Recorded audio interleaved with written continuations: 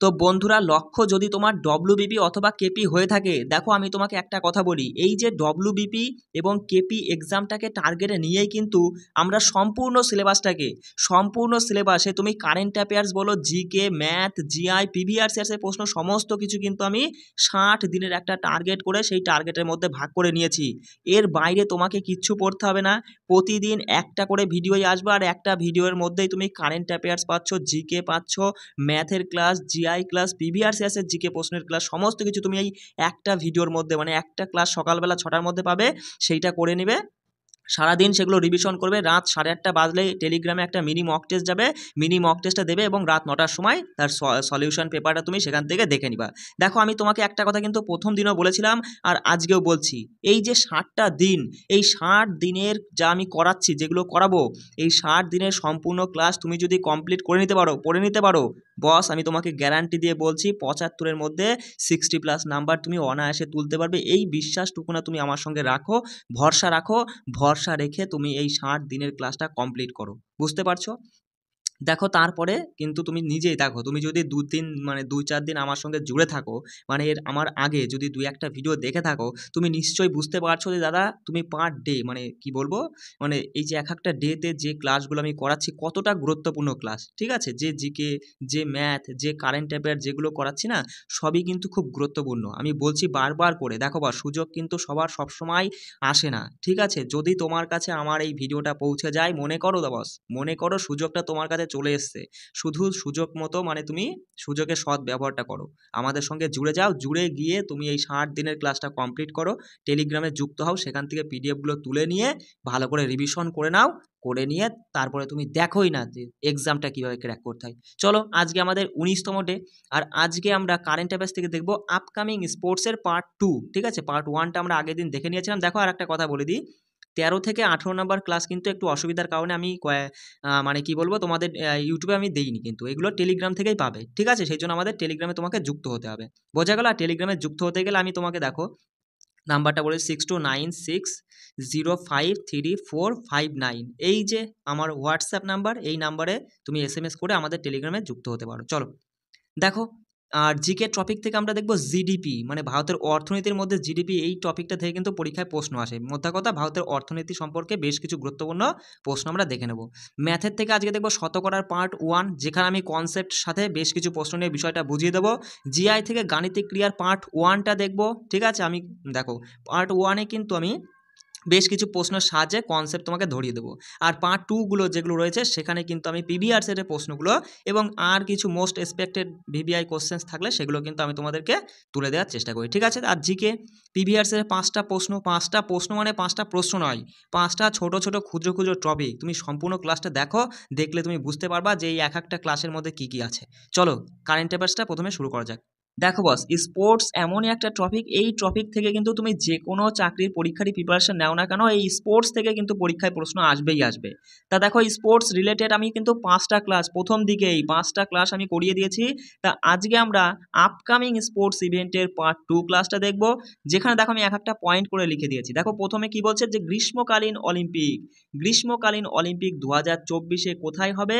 ফ্রান্সের প্যারিসে। মাথায় রাখবে। কততম এটা? 33তম। পরীক্ষায় প্রশ্ন আসবে যে 33তম গ্রীষ্মকালীন অলিম্পিক গেমস কোথায় অনুষ্ঠিত হবে? ফ্রান্সের প্যারিসে। 34তম গ্রীষ্মকালীন অলিম্পিক গেম 2028 সালে, যেটা তোমার মার্কিন যুক্তরাষ্ট্রের লস অ্যাঞ্জেলেসে অনুষ্ঠিত হবে।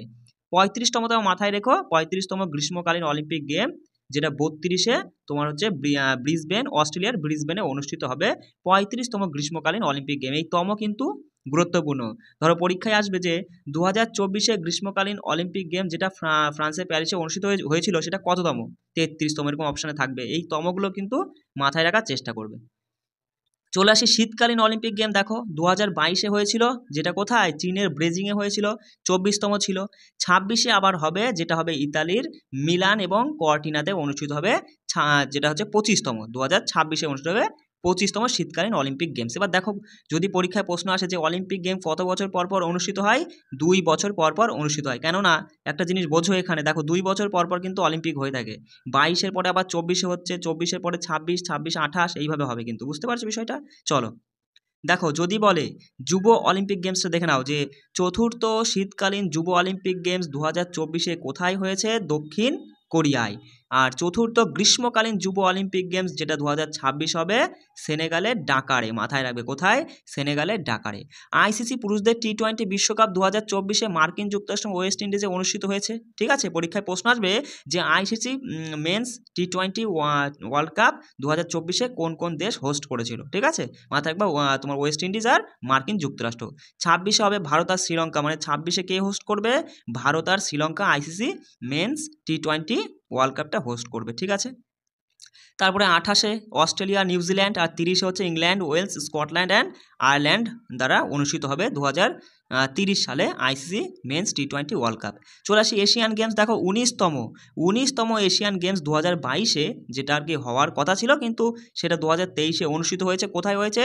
চীনের হাংজুতে অনুষ্ঠিত হয়েছে। 20তম এশিয়ান গেমস 2026 হবে জাপানের নাগোয়াতে। 21তম এশিয়ান গেমস 2030 সালে হবে কাতারের দোহা। ঠিক আছে, মাথায় রাখবে কিন্তু। চলে আসি দেখো 22তম এশিয়ান গেমস 2034 সালে হবে যেটা সৌদি আরবের রিয়াদে। পরে দেখো কমনওয়েলথ গেম, এখান থেকেও কিন্তু পরীক্ষা আসে। মাথায় রাখবে যে 22তম কমনওয়েলথ গেমস 2022 তোমার হচ্ছে ইংল্যান্ডের ব্রাকিংহামে অনুষ্ঠিত হয়েছিল। আর 23তম কমনওয়েলথ গেম যেটা 2026 হবে অস্ট্রেলিয়ায়। অস্ট্রেলিয়ায় কোথায় হবে সেটা এখনও সঠিক সিদ্ধান্ত করা হয়নি, তবে মাথায় রাখবে 26তম, মানে 26তম বলছি কেন, মানে 26 আর কি 2026 23তম কমনওয়েলথ গেম যেটা অস্ট্রেলিয়ায় অনুষ্ঠিত হবে। যদি বলে কমনওয়েলথ গেম কত বছর পর পর অনুষ্ঠিত হয়? মাথায় রাখবে 4 বছর পর পর অনুষ্ঠিত হয়ে থাকে। চলে আসে ফিফা বিশ্বকাপ দেখে নাও। 22 কোথায় হয়েছিল? কাতারে, যেটা 22তম ছিল। আর 23তম হবে 26 সালে মার্কিন যুক্তরাষ্ট্র কানাডার মেক্সিকোতে।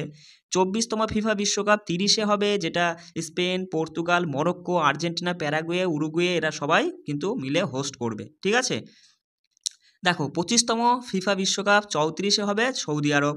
ফিফা অনূর্ধ্ব 20 মহিলা বিশ্বকাপ 2024 কোথায় অনুষ্ঠিত হয়েছে? কলম্বিয়া। মাথায় রাখবে, খুব গুরুত্বপূর্ণ যে ফিফা অনূর্ধ্ব 20 মহিলা বিশ্বকাপ 2024 কলম্বিয়ায় অনুষ্ঠিত হয়েছে। আইসিসি নারী টি-20 বিশ্বকাপ মানে মহিলা টি-20 বিশ্বকাপ 8তম তোমার হচ্ছে সংস্করণ যেটা 2023 হয়েছে। কোথায়? দক্ষিণ আফ্রিকায়। মাথায় রাখবে যে আইসিসি ওম্যানস টি-20 ওয়ার্ল্ড কাপ যেটা 8তম সংস্করণ কোথায় হয়েছে? 2023 সালে দক্ষিণ আফ্রিকাতে হয়েছে। দেখো 9তম আইসিসি মহিলা টি-20 বিশ্বকাপ 2024 বাংলাদেশে হবে।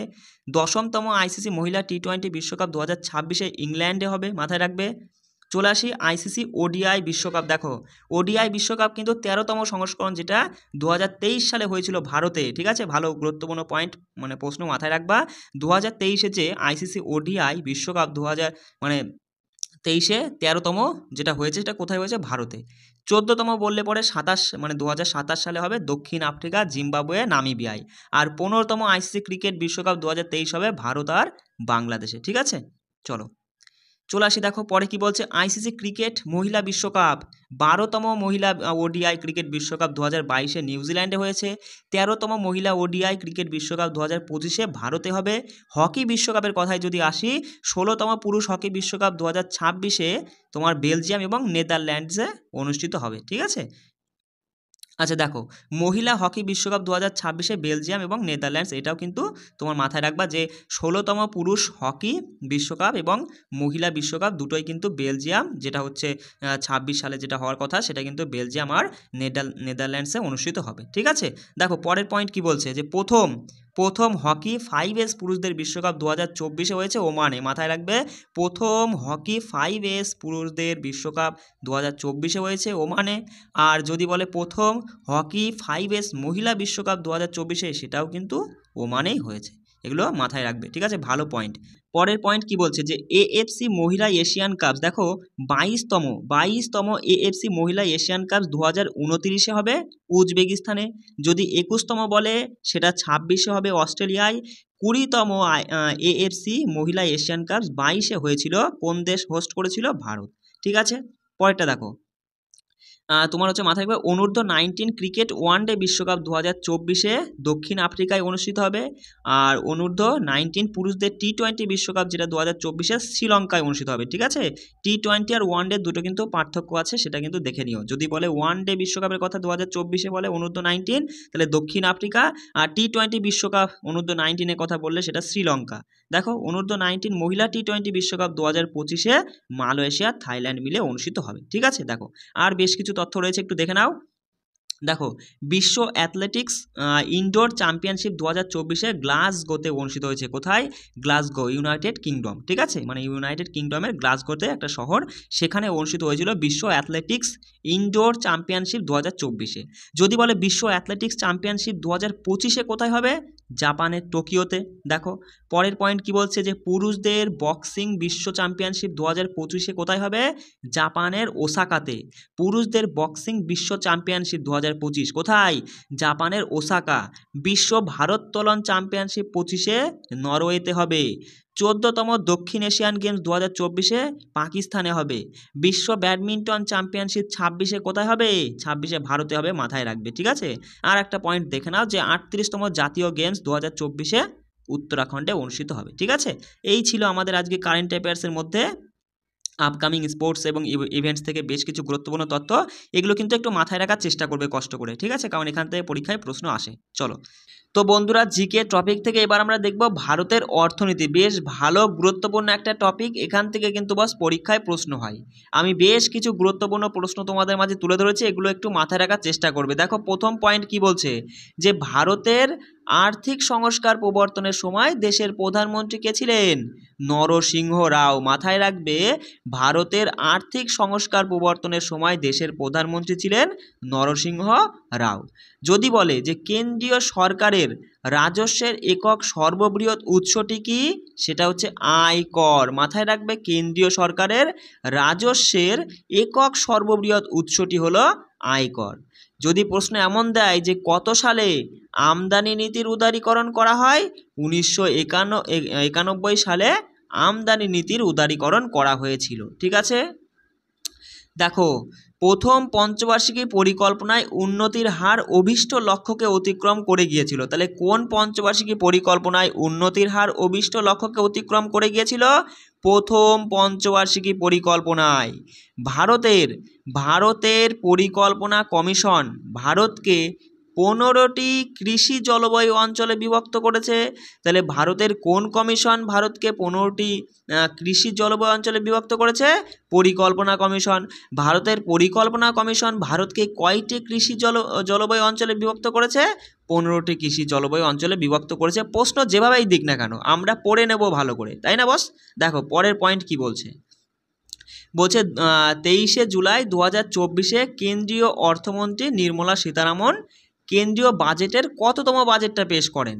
7তম বাজেট পেশ করেন। মাথায় রাখবে, 2024-এ 23শে জুলাই যে বাজেট পেশ করা হয় সেটা ছিল 7তম। ভারতের প্রথম শিল্পনীতি সংকল্প কত সালে ঘোষণা করা হয়েছিল? 1948 সালে ভারতের প্রথম শিল্পনীতির সংকল্পটা ঘোষণা করা হয়েছিল।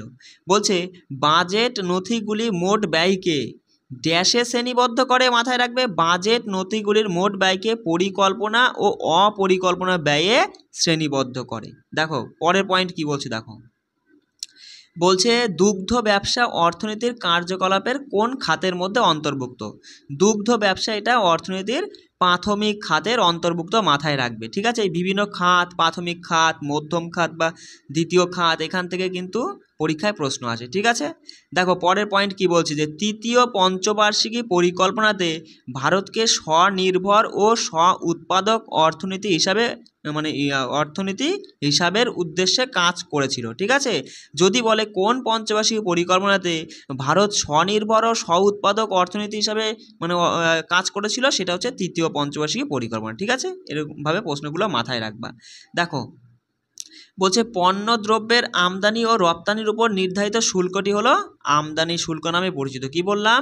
পণ্য দ্রব্যের আমদানি ও রপ্তানির উপর যে শুল্কটা নেওয়া হয় সেটাই হচ্ছে আমদানি শুল্ক। ভারত সরকার দ্বিতীয় পঞ্চবার্ষিকী পরিকল্পনার সময় একটি মিশ্র অর্থনীতি গ্রহণ করেন।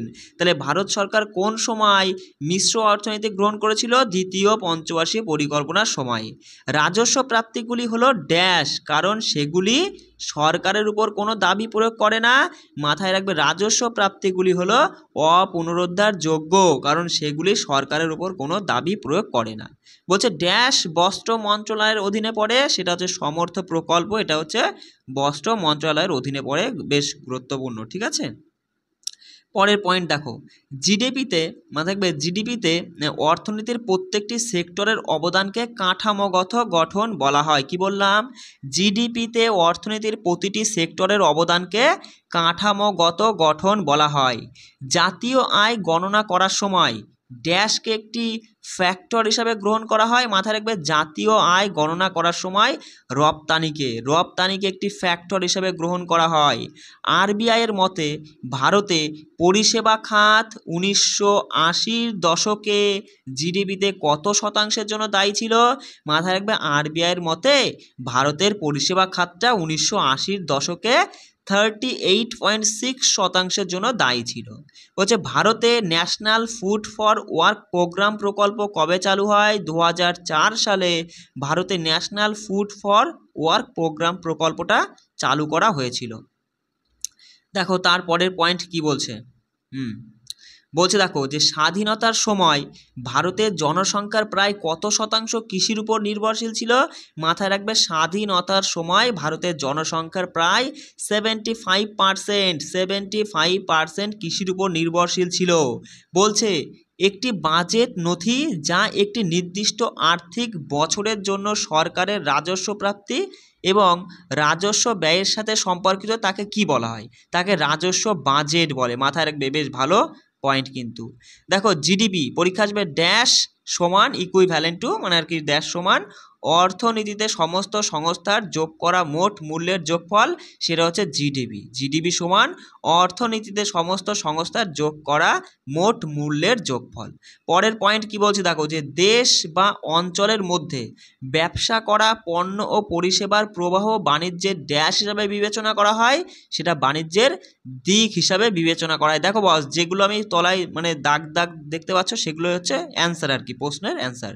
ঠিক আছে, মানে অন্যভাবে প্রশ্ন চাইবে সেইটাই তোমাকে অ্যান্সার করতে হবে, অপশনে সেরকম সেইটাই থাকবে, বুঝতে পারছো? দেখো পণ্য বা পরিষেবার আন্তঃরাজ্য সরবরাহের উপর কর ধার্য এবং সংগ্রহের বিধান করার জন্য ড্যাশ অ্যাক্ট বা ড্যাশ আইন পাশ করা, এরকম প্রশ্ন আসবে। ভালো করে বোঝো, পরীক্ষায় প্রশ্নটা এমন দেবে যে পণ্য বা পরিষেবার অন্তরাজ্য সরবরাহের উপর ধার্য ও সংগ্রহের বিধান করার জন্য কোন আইনটা পাশ করা হয়? সেটা হচ্ছে সিজিএসটি অর্থাৎ central goods and services tax act পাশ করা হয়। জিডিপি সমান কি? জিডিপি সমান খরচ যোগ বিনিয়োগ যোগ সরকারি ব্যয় আর কি, আর যোগ নিট রপ্তানি। মাথায় রাখবে, জিডিপি সমান খরচ যোগ বিনিয়োগ যোগ সরকারি ব্যয় যোগ নিট রপ্তানি। চলো দেখো পরের পয়েন্ট কি বলছে, 1 মিনিট। দেখো পরের পয়েন্ট কি বলছে, দেখো কোথায় ছিলাম, হ্যাঁ দেখো ড্যাশ হলো এক বছরের মধ্যে একটি দেশের সীমানার মধ্যে উৎপাদিত পণ্য ও পরিষেবার মোট মূল্য। মাথায় রাখবে যে জাতীয় আয়, জাতীয় আয় হলো এক বছরের মধ্যে একটি দেশের সীমানার মধ্যে উৎপাদিত পণ্য বা পরিষেবার মোট মূল্য। দেখো এনএনপি, মাথায় রাখবে এনএনপি মানে নেট জাতীয় পণ্য। এনএনপি সমান কি? জিডিপি মাইনাস অবচয়। মাথায় রাখবে একটি দেশের ড্যাশ অর্থনীতির বিভিন্ন খাত যেমন কৃষি খাত, শিল্প খাত, পরিষেবা খাত থেকে উৎপাদিত হয়। মাথায় রাখবে একটি দেশের স্থূল অভ্যন্তরীণ উৎপাদন, কি বললাম? একটি দেশের স্থূল অভ্যন্তরীণ উৎপাদন অর্থনীতির বিভিন্ন খাত, কৃষি খাত, শিল্প খাত, পরিষেবা খাত থেকে উৎপাদিত হয়।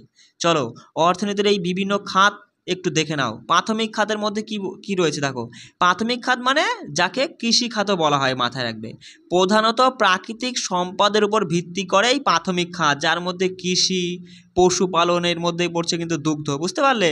মৎস্য, জঙ্গল ব্যবসা, খনির মতো কার্যকলাপ, এগুলো সবই হচ্ছে প্রাথমিক খাতের মধ্যে পড়ছে। পরীক্ষায় আসবে যে মৎস্য নিম্নের কোন খাতের অন্তর্গত, প্রাথমিক খাত, দ্বিতীয় খাত, তৃতীয় খাত, এরকম দিয়ে দেবে, ঠিক আছে? তখন সঠিক উত্তর করতে হবে যে মৎস্য হচ্ছে প্রাথমিক খাতের অন্তর্গত। দ্বিতীয় খাত যাকে শিল্প এলাকাও বলা হয়, যেমন উৎপাদন, নির্মাণ, বিদ্যুৎ, প্রাকৃতিক গ্যাস, জল সরবরাহ, এগুলো সবই দ্বিতীয় খাতের মধ্যে পড়ছে। তৃতীয় খাতের মধ্যে তৃতীয় খাত মানে যাকে পরিষেবা ক্ষেত্রেও বলা হয়, যেমন পরিবহন, বুঝতেই পারছো, ব্যাংকিং, বীমা ব্যবসা, বাণিজ্য, অর্থ, শিক্ষা, এগুলো সবই তৃতীয় খাতের মধ্যে পড়ছে। এবার দেখো বেশ কিছু তথ্য আমি তুলে দিয়েছি, মাথায় রাখবা।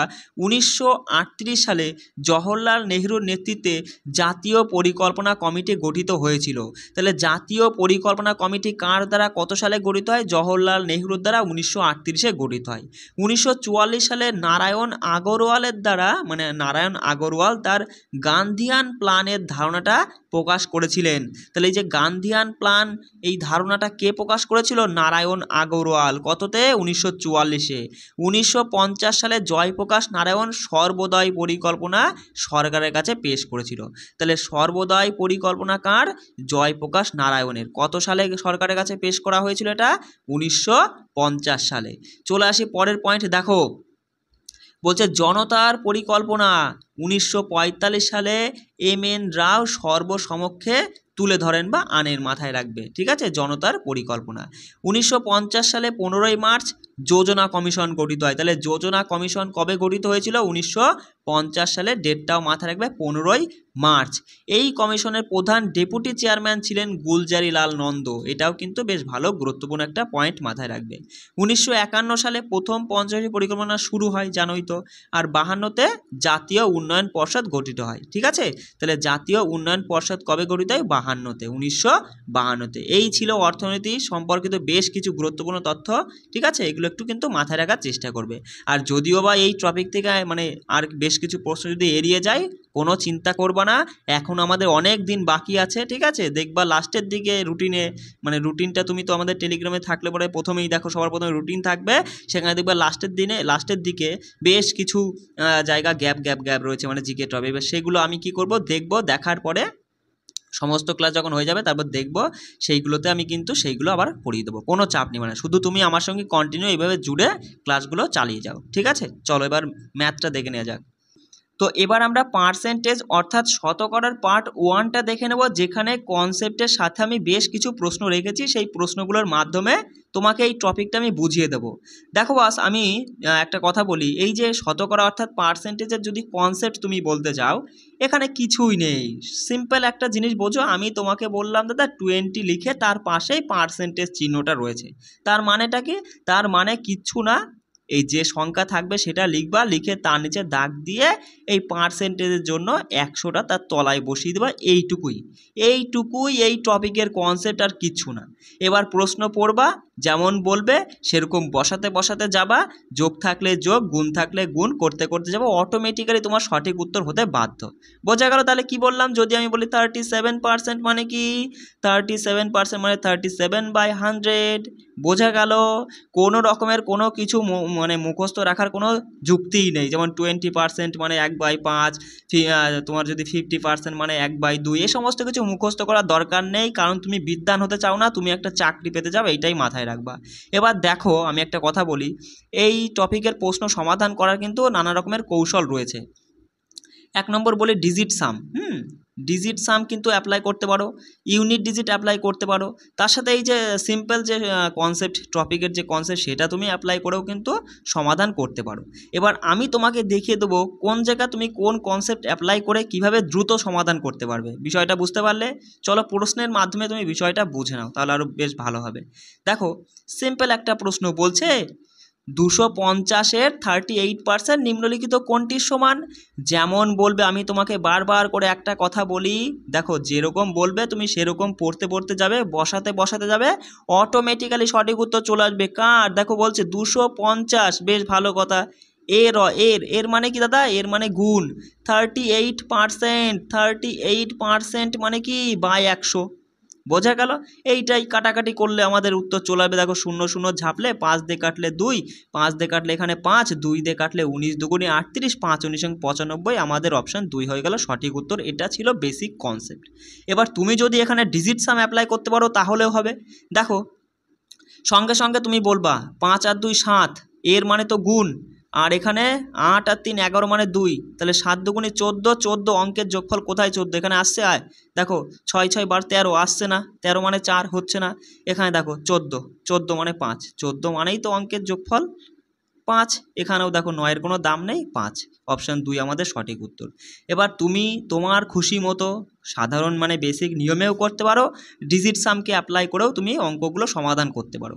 দেখো বলছে একটি সংখ্যার আমরা সংখ্যাটা থোড়িই জানি, আমরা ধরলাম একটি সংখ্যা এক্স, এবার এই সংখ্যার বলেছে সংখ্যার এর একটা টান আসছে, তার জন্য গুণ হলো 32%, 32/100%-এর জন্য নিচে 100 ঝেপে দিবা।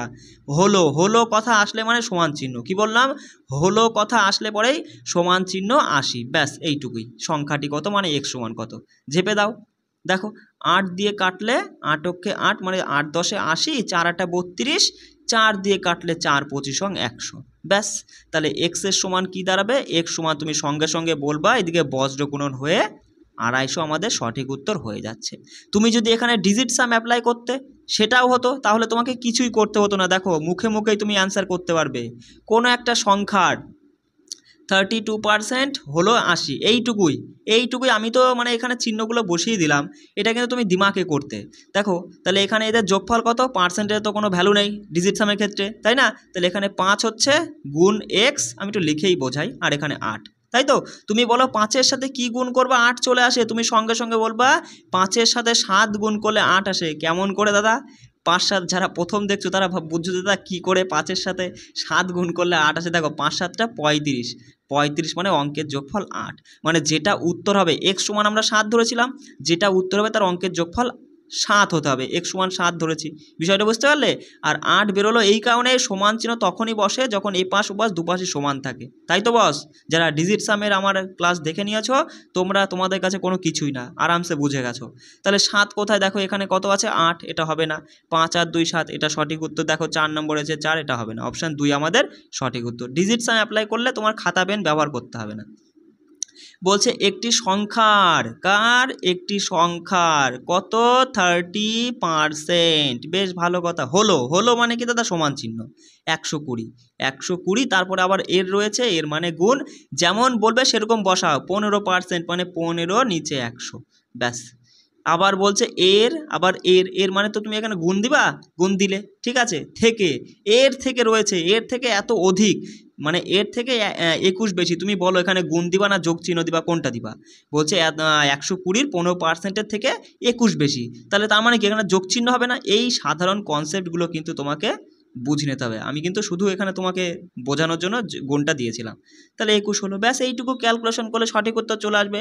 সঙ্গে সঙ্গে তো দেখো 100-র সাথে 100 কাটতে পারবা না, কারণ এইদিকে এখানে এই দুটো একসঙ্গে যোগ সংখ্যা আছে না, সেই জন্য তুমি ওপর নিচে কাটতে পারবা। 0 0 কাটলে এটার সঙ্গে এটা কাটতে পারো। দেখো আর কি কাটা যায়? 5 দিয়ে কাটলে 2, 5 দিয়ে কাটলে 3, এই কাটাকাটিগুলো কিন্তু ঠিক করে করবা, বুঝতে পারলে? এখানে 6 হচ্ছে, তাই না? তাহলে এবার তুমি বলবা যে দাদা এখানে থাকছে 3x/10 থাকছে, আর এদিকে থাকছে 3 6 18 যোগ চিহ্ন 21, 18 আর 21 কত হয় দাদা? 39। এটা তো ওপরে রয়েছে কি যে মানে নিচে 1, এবার দেখো ওপরে কাটা যায়, 13 হচ্ছে। তাহলে দেখো এক্স মানে শুধু ওপরে এক্স, আর এটা বজ্রগুণন হয়ে বলবা যে এক্স সমান দাদা 130। সিম্পল অঙ্ক, কোনো কঠিনের কিচ্ছু না, সবই তুমি এইভাবে একটাই সিস্টেমের উপরে তুমি যেমন বলবে প্রশ্নে সেরকম পড়তে যাওয়া, বসাতে যাওয়া, উত্তর চলে আসবে। দাদা আমরা কি এটা ডিজিট সাম অ্যাপ্লাই করতে পারতাম? অবশ্যই পারতাম। একটি সংখ্যার 30% হলো 120, এর 15% থেকে 21 বেশি, ব্যাস এইটুকুই, আর কিচ্ছু না। ডিজিট সামের ক্ষেত্রে পার্সেন্টেজের কোনো দাম নেই, এখানে হচ্ছে x ইন্টু 3 সঙ্গে সঙ্গে বলবো, এখানে হচ্ছে 3 আর এখানে হচ্ছে 6 3 6 18, 18 মানে 9, 18 মানে 9 যোগ, আর এদিকে 2 আর 1 3, তাহলে 12, তাহলে এদিকে 12, এদিকে x ইন্টু 3, x এর মান এমন কি রাখবা যাতে 12 চলে আসে, এদিকে 12 আছে এদিকেও 12 হতে হবে, যেহেতু মাঝখানে সমান চিহ্ন, 4 রাখতে হবে। তাহলে 3 4 12, 4 কোথায় আছে দেখো, অপশানগুলো তুমি যদি একটু লক্ষ্য করো, এখানে কি 4 হচ্ছে? হচ্ছে না। এখানেও হচ্ছে না, এখানে হচ্ছে? হচ্ছে না। অপশান 4 আমাদের সঠিক উত্তর। এই হলো ডিজিট সাম, কিচ্ছু করা লাগতো না। এখানে কিন্তু তুমি স্ক্রিনের উপরে দাগ দিয়ে দিয়েই কিন্তু অ্যান্সার করতে পারতে, বুঝতে পারলে, এক্সামের সময় বা মানে ডব্লিউবির ক্ষেত্রে প্রশ্নের উপরেই করতে পারতে। চলো, বলছে যদি একটি সংখ্যায় একটি পরীক্ষায় পাশ করার জন্য একজনকে 34% স্কোর করতে হয়, তবে 40-এর মধ্যে 5 নম্বর কত? দেখো কার মধ্যে?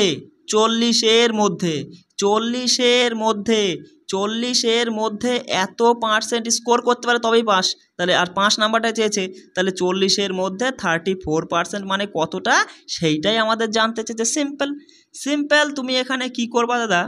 দেখো পার্সেন্টেজের জন্য নিচে 100 দিয়ে দিলা, তাই না? একটা শূন্য কাটলে এবার দেখো তুমি কিন্তু খুব সহজে এখানে বলতে পারবা যে কীভাবে বলবা। দেখো 4 4 16 6, হাতে আমার 1, 10টা থাক, কাটাকাটির দরকার নেই, তাই না? 12 আর 13, আর 10 রয়েছে যেহেতু, মানে একটা শূন্য আছে, তাই 1 ঘর আগে 13.6 আমাদের সঠিক উত্তর হয়ে যাচ্ছে। 13.6 কোথায় রয়েছে বস? অপশান 4-এ রয়েছে। বুঝতে পারলে? সিম্পল এইভাবে করতে পারে। এটাও কিন্তু তুমি ডিজিট সাম অ্যাপ্লাই করে করতে পারতে। ডিজিট সাম অ্যাপ্লাই করা আর কি ছিল? কিছুই ছিল না, যে 40 × 34%, তাই না? তার মানে এদিকে হচ্ছে 4, এদিকে হচ্ছে 7, 4 7 28, 28 মানে 2, 28 মানে হচ্ছে 10, 10 মানে হচ্ছে 1। অঙ্কের যোগফল 1 কোথায় রয়েছে? দেখো 1 রয়েছে, এখানেই রয়েছে। দেখো এইগুলো, এই যে মানে অপশান 4-এ এটা সবগুলো যোগ করলে দেখবা 10 আসবে, 10 মানেই 1, তাই না? চলো 5 নাম্বারটা দেখো, বলছে এত পার্সেন্ট মানে তুমি যদি বেসিক নিয়মে করতে চাও তাহলে দাগ দিলে, বা তুমি লিখেই করাই, ঠিক আছে? কারণ আমি এত দেখো এগুলো কিন্তু মানে কি বলবো, অনেকে কয়েক সেকেন্ডে সমাধান করে ফেলবে, তাই না? তোমাদের মধ্যে অনেকেই কয়েক সেকেন্ডে সমাধান করে ফেলবে, কিন্তু আমি এত মানে কি বলবো আসতে বলছি, বা তুমি আসতেই বলো আর যাই বলো, আমি এইভাবে আসতে বুঝিয়ে দেওয়ার চেষ্টা করছি এই জন্যই, কারণ আমার কাছে অনেকেই আছো, তোমরা শিখছো, তোমরা নতুন এক্সামের জন্য প্রিপারেশান নিচ্ছ, অথবা তোমরা মানে কি বলবো অনেক দিন হয়তো এই এক্সামের মধ্যে ছিলে না, নতুন করে আবার প্রিপারেশান নিচ্ছ, সেই জন্য তোমাদের বোঝানোর খাতিরে কিন্তু আমি স্লোলি বলছি, নাহলে কিন্তু এগুলো হচ্ছে কয়েক সেকেন্ডের অ্যান্সার ছিল। বুঝতে পারলে? একটু বুঝে নাও ভালো করে। তাহলে বলছে 110% চিহ্ন মানে তলে 100, আবার রয়েছে এর গুণ চিহ্ন দিলাম, আবার 10 রয়েছে, পার্সেন্ট চিহ্ন মানে তলে 10, ব্যাস এই 100, তাই না? এবার কাটাকাটি করো, সঠিক উত্তর চলে আসবে। দেখো এখানে একটা শূন্য কাটলে এই শূন্য কাটলে এই শূন্য কাটলে শুধু নিচে 10 থাকলো, ওর উপরে 11 11 121, 11 11 121, আর নিচে 10 মানে কি 1 ঘর আগে দশমিক হয়ে যাবে, 12.1। ডিজিট সাম অ্যাপ্লাই করলে সঙ্গে সঙ্গে তুমি কিচ্ছু করতে না, 2 2 2 দুগুণি 4, 4 অক্ষে 4, 4 কোথায় রয়েছে? এখানে 4 হচ্ছে, 10 12, 12 মানে 3 হবে না, এখানে এই তো 4 হচ্ছে, অপশান 2 আমাদের উত্তর। বোঝা গেল? চলো দেখো এবার এই টাইপের অঙ্কের ক্ষেত্রে তুমি কিন্তু ডিজিট সাম অ্যাপ্লাই করলে কিন্তু ফাস্ট অ্যান্সার করতে পারবে, তাই না? দেখো তুমি যদি সিম্পল করতে চাও 2 4 0 0 এর মানে গুণ 30, নিচে 100 বিয়োগ 650 × 20, পার্সেন্টেজের জন্য 100, আরেকটু রয়েছে এখানেই লিখি যে 1728 × 25/100, তাই না? এগুলো কাটাকাটি করলে কিন্তু খুব সহজেই করতে পারতে। এবার দেখো অনেকে 20% মানে 1/5 ডাইরেক্ট বলে দেবে, 25% মানে 1/4 লিখবে, সেগুলোও কিন্তু লিখতে পারো, সেগুলো আমি যাচ্ছি না, কারণ সেগুলো মাথায় রাখার বিষয় আছে, তাই না? আর অনেকে নতুন শিখছো, সেই জন্য আমি সেটা বলছি না। দেখো 0 0 কেটে দিলা, থাকছে 24, 3 24 72 মানে 720, হ্যাঁ, বিয়োগ চিহ্ন দিলে এই যে চিহ্নটা এখানে দিলে, দেওয়ার পরে এই শূন্য 65 দুগুণি 150, আর বিয়োগ চিহ্ন দিলে এই বিয়োগ চিহ্নটা এখানে দিলাম আর কি, একটু বুঝে নাও কারণ লিখতেই আমার অসুবিধা। দেখো 25 দিয়ে কাটলে 4 25 100, 4 দিয়ে এটাকে ভাগ করলে কত হচ্ছে? 4 4 16, আর 3 4 12, 4 দুগুণি 8, এত হচ্ছে। এবার 720 থেকে এটা বিয়োগ, তার থেকে আবার এটা বিয়োগ, মানে এই দুটো যোগ করে 720 থেকে বিয়োগ, তুমি আর কিচ্ছু করতে হবে না তোমার। দেখো সিম্পল, তুমি বলো 700 থেকে যদি তোমার হচ্ছে 400 500 চলে যায়, তাহলে থাকে কত? 200। এবার দেখো এবার এদিকে হচ্ছে 50 আর 80 82, মানে 82 থেকে যদি 20 বাদ দাও তাহলে কত হচ্ছে? 62, আর ওদিকে 100 রয়েছে, মানে 100 ধরে নাও, তাহলে 62 তুমি এখান থেকে যদি বাদ দাও, হ্যাঁ, এখান থেকে যদি তুমি 62 বাদ দাও, 100 ধরবা কেন, তুমি 62 বাদ দাও, তাহলে কিন্তু উত্তর চলে আসছে। এবার তুমি কিন্তু এইসব কিছু করবা না, তুমি একটা জিনিস যাবা, এখানে তো 0 আছে, আর এই দুটো যোগ করে এককের ঘরে 0 মানে 2 আসছে। এবার 0 থেকে 2 বাদ দিয়ে মানে এককের ঘরে 8 আসবে, এককের ঘরে 8 আসবে। অপশান কিন্তু দুটোতেই রয়েছে, দেখো আমি একটু দেখিয়ে দিই, অপশান দুটোতেই রয়েছে। এবার তুমি বলো, দেখো মুছে ফেললাম আমি 720 থেকে কত কত ছিল ভুলে গেলাম, যাই ছিল তুমি একটু রিভার্স করে দেখে নিও। সেটা বাদ দিলে কখনোই কিন্তু 78 আসে না, 158 কিন্তু এটা হতে বাধ্য। মানে তুমি একটু দেখে নিও, ঠিক আছে? আমি মানে মুছে ফেললাম তো, আমি আর ব্যাক করতে পারছি না, ঠিক আছে? এবার তুমি ডিজিট সাম কিন্তু অ্যাপ্লাই করতে পারো, খুব সহজে অ্যান্সার করতে পারো। দেখো এর মানে গুণ, এখানে গুণ দিয়ে দাও, যেখানে এর আছে সেখানে গুণ দিয়ে দিলে। এখানে কত 6, 6 3 318, 18 মানে 9, 9 বিয়োগ এখানে কত 11 মানে 2, 2 গুণ 2 মানে 4, 4 বিয়োগ চিহ্ন দিলে এখানে দেখো 9 বেরিয়ে যাচ্ছে, 9 বেরিয়ে যাচ্ছে মানে 0, তাই না? মানে 9 মানেই 0 আমরা ধরি। এবার 0 সাথে কোনো কিছু গুণ করে না, কারণ সেটা 0ই হয়ে যাচ্ছে। এখানেও কিন্তু 0 ছিল, সেটা রাখলেও 0 রাখলেও কিন্তু কোনো সমস্যা নেই, আমরা এখানে 9 রেখেছি তো, 9-এর পরিবর্তে তুমি 0 রাখলেও কোনো সমস্যা নেই, বিয়োগ 0। এবার দেখো 0 0 বেরিয়ে গিয়ে শুধু -4 থাকছে, আমি 0ই ধরলাম এটা, ঠিক আছে? দেখো 9-এর থেকে 4 বাদ দিলে কি হচ্ছে 5 আসছিল। এবার তুমি যদি -0 ধরো তাহলে তো -4ই থাকছে, -4 মানে আমি সবসময় বলেছি সেটা 9-এর থেকে বাদ দিবা 5, একই ব্যাপার। দেখো অঙ্কের যোগফল 5 কোথায়, তুমি ভালো করে দেখে বলবা দাদা। অঙ্কের যোগফল যদি 5 দেখি অপশান 2, অপশান 3-এ রয়েছে, তাই তো দাদা? এই যে এখানেও 5 রয়েছে, তাহলে তো তোমার কনসেপ্ট কাজে লাগছে না। কেন কাজে লাগছে না? তোমার দিমাগটাকে কাজে লাগাতে হবে, সেইটাই হচ্ছে মোদ্দা কথা। তুমি আমাকে সঙ্গে সঙ্গে বলো এটাও 5, এটাও 5, তুমি ডিজিট সাম অ্যাপ্লাই করেছো, এবার তুমি বলবা এই দুটো অ্যান্সার, এই দুটোর মধ্যে যে কোনো একটা তো অ্যান্সার হবে, কোনটা অ্যান্সার হবে সেই পার্থক্যটা আমাদের খুঁজে বার করতে হবে। সঙ্গে সঙ্গে তুমি বলবা, এইটুকুর দিকে তোমার নজরটা চলে যাবে যে 1728-এর 50 মানে 25% মানে কি 4 ভাগের 1 ভাগ, এর 4 ভাগের 1 ভাগ যাই হোক না কেন সেটার এককের ঘরে কখনো 0 হতে পারে না। আর 0 না হলে এখান থেকে এইটা বাদ দিয়ে, এখানে সবই তো এককের ঘরে 0 রয়েছে, তাই না? এখান থেকে এইটা বাদ দিলে কখনোই এককের ঘরে তোমার কি আসবে না, 0 আসবে না। বিষয়টা বুঝতে পারলে? কারণ এখান থেকে দেখো একে 4 ভাগের 1 ভাগ করলে, 4 দিয়ে ভাগ করলে কত হচ্ছে, 4 4 16, 3 4 12, 4 2 এত হচ্ছে। এবার এখান থেকে এইটা বাদ দিয়ে যাই হোক না কেন তার থেকে যদি এটা বাদ দাও, এককের ঘরে কখনোই 0 আসতে পারে না, কারণ এখানে তো 0ই হবে। 0 থেকে কখনো 2 বাদ দিলে 0 কখনোই আসবে না। এই মানে আমি বলতে মানে কি বলতে যে বিষয়টা বুঝতে পারছো তো? তার জন্য তুমি এখানে বুঝে যাচ্ছ যে এখানে 0 হবে না, অর্থাৎ এককের ঘরে 8 হবে, তাই না? এইটুকু কিন্তু নিজের দিমাগটাকে কাজে লাগাতে হবে, অর্থাৎ আমাদের 2 উত্তর হবে, এটা উত্তর হবে না, ঠিক আছে? মানে হয়তো আমি অনেককে ভালো বোঝাতে পারলাম না এই সেটআপটার জন্য, না হলে আরও ভালো করে বুঝিয়ে দিতে পারতাম। চলো 7 নাম্বার প্রশ্নটা কী বলছে দেখো, সব রকমের প্রশ্ন আছে, বড় বড় সব প্রশ্ন যেগুলো পরীক্ষা আছে সেগুলোও আছে কিন্তু, ঠিক আছে? কোনো চাপ নেই। চলো বলছে রাম একটি টেলিভিশন কিনলেন, বলছে 16,000 টাকায় কিনেছে। বলছে যদি টেলিভিশনের দাম বছরে 5% করে কমে যায় তাহলে 3 বছর পর টেলিভিশনের দাম কত? বেশ ভালো কথা, যেরকম বলবে সেরকম করবা। 16,000 টাকা নিয়ে গিয়ে রাম একটা টেলিভিশন কিনে আনলো, কিন্তু প্রথম বছরেই 5% কমে গেল। 5% কমে যাওয়া মানে কি, 5% যখনই কমে যাওয়া বেড়ে যাওয়া বলবে তখনই দেখবা কি করবা, 100 থেকে সেটা যোগ করবা নাই বিয়োগ করবা। কমেছে তাই 100 থেকে মানে 100 থেকে 5 বাদ হয়ে তুমি বলবা 95%, 95/100। মানে বিষয়টা আমি তোমাকে বুঝিয়ে দিচ্ছি। দেখো 5% কমে গেছে মানে এই টাকাতে যে কিনেছে 5% কমে গেছে, মানে এই টাকার 95% রয়ে গেছে। তাহলে 95%কেই আমি 95/100 একবারে বসিয়ে দিলাম। এটা কতবার ঘটেছে? এটা 3 বার ঘটেছে, তাই না? পরপর 3 বছর হয়েছে তাই 3 বার ঘটেছে, 95/100, তাই তো? এবার দেখো তুমি যদি ক্যালকুলেশন করতে যাও তোমার কিন্তু বস একটু সময় লেগে যাবে, কিন্তু আমরা ক্যালকুলেশন তো করব না। আমরা যখন এরকম ক্যালকুলেশনে পড়ে যাব তখনই আমরা ডিজিট সামকে অ্যাপ্লাই করব, ডিজিট সামকে স্মরণ করব। দেখো তুমি এখানে যোগ করলে সঙ্গে সঙ্গে বলবো 7 হচ্ছে, এই 100 ফ্যাক্সর কোনো দাম নেই, মানে নিচে 1 থাকা মানে কোনো ব্যাপার না। কেন ব্যাপার না? কারণ দেখো 4/1 মানে কি, 4/1 মানে শুধু 4ই আমরা বলতে পারি, তাই না? সেই জন্য 95/100 মানে এদের অঙ্কের যোগফল তো 1, এই 1-এর কোনো ভ্যালু নেই, ঠিক আছে?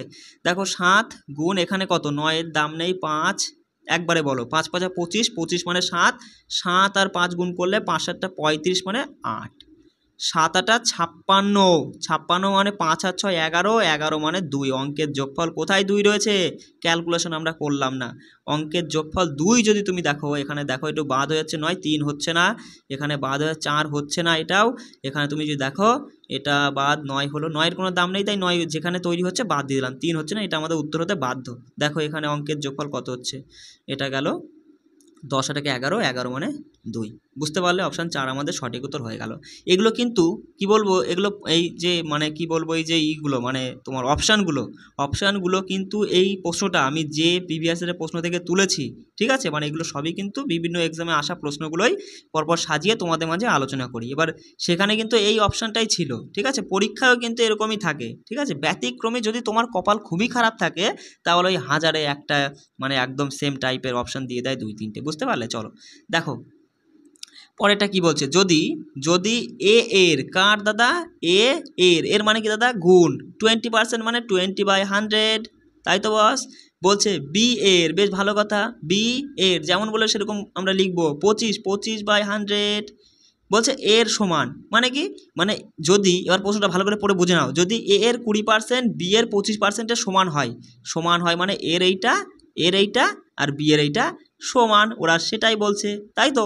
বলছে তাহলে বি এর, এটা পড়ে যায়, আগে এইটুকু তো বার করো।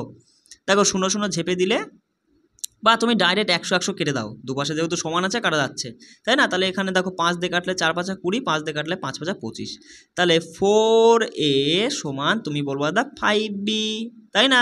তাহলে a/b সমান তুমি বলবা 5/4, মানে এর মান 5 হলে b এর মান 4, তাই তো।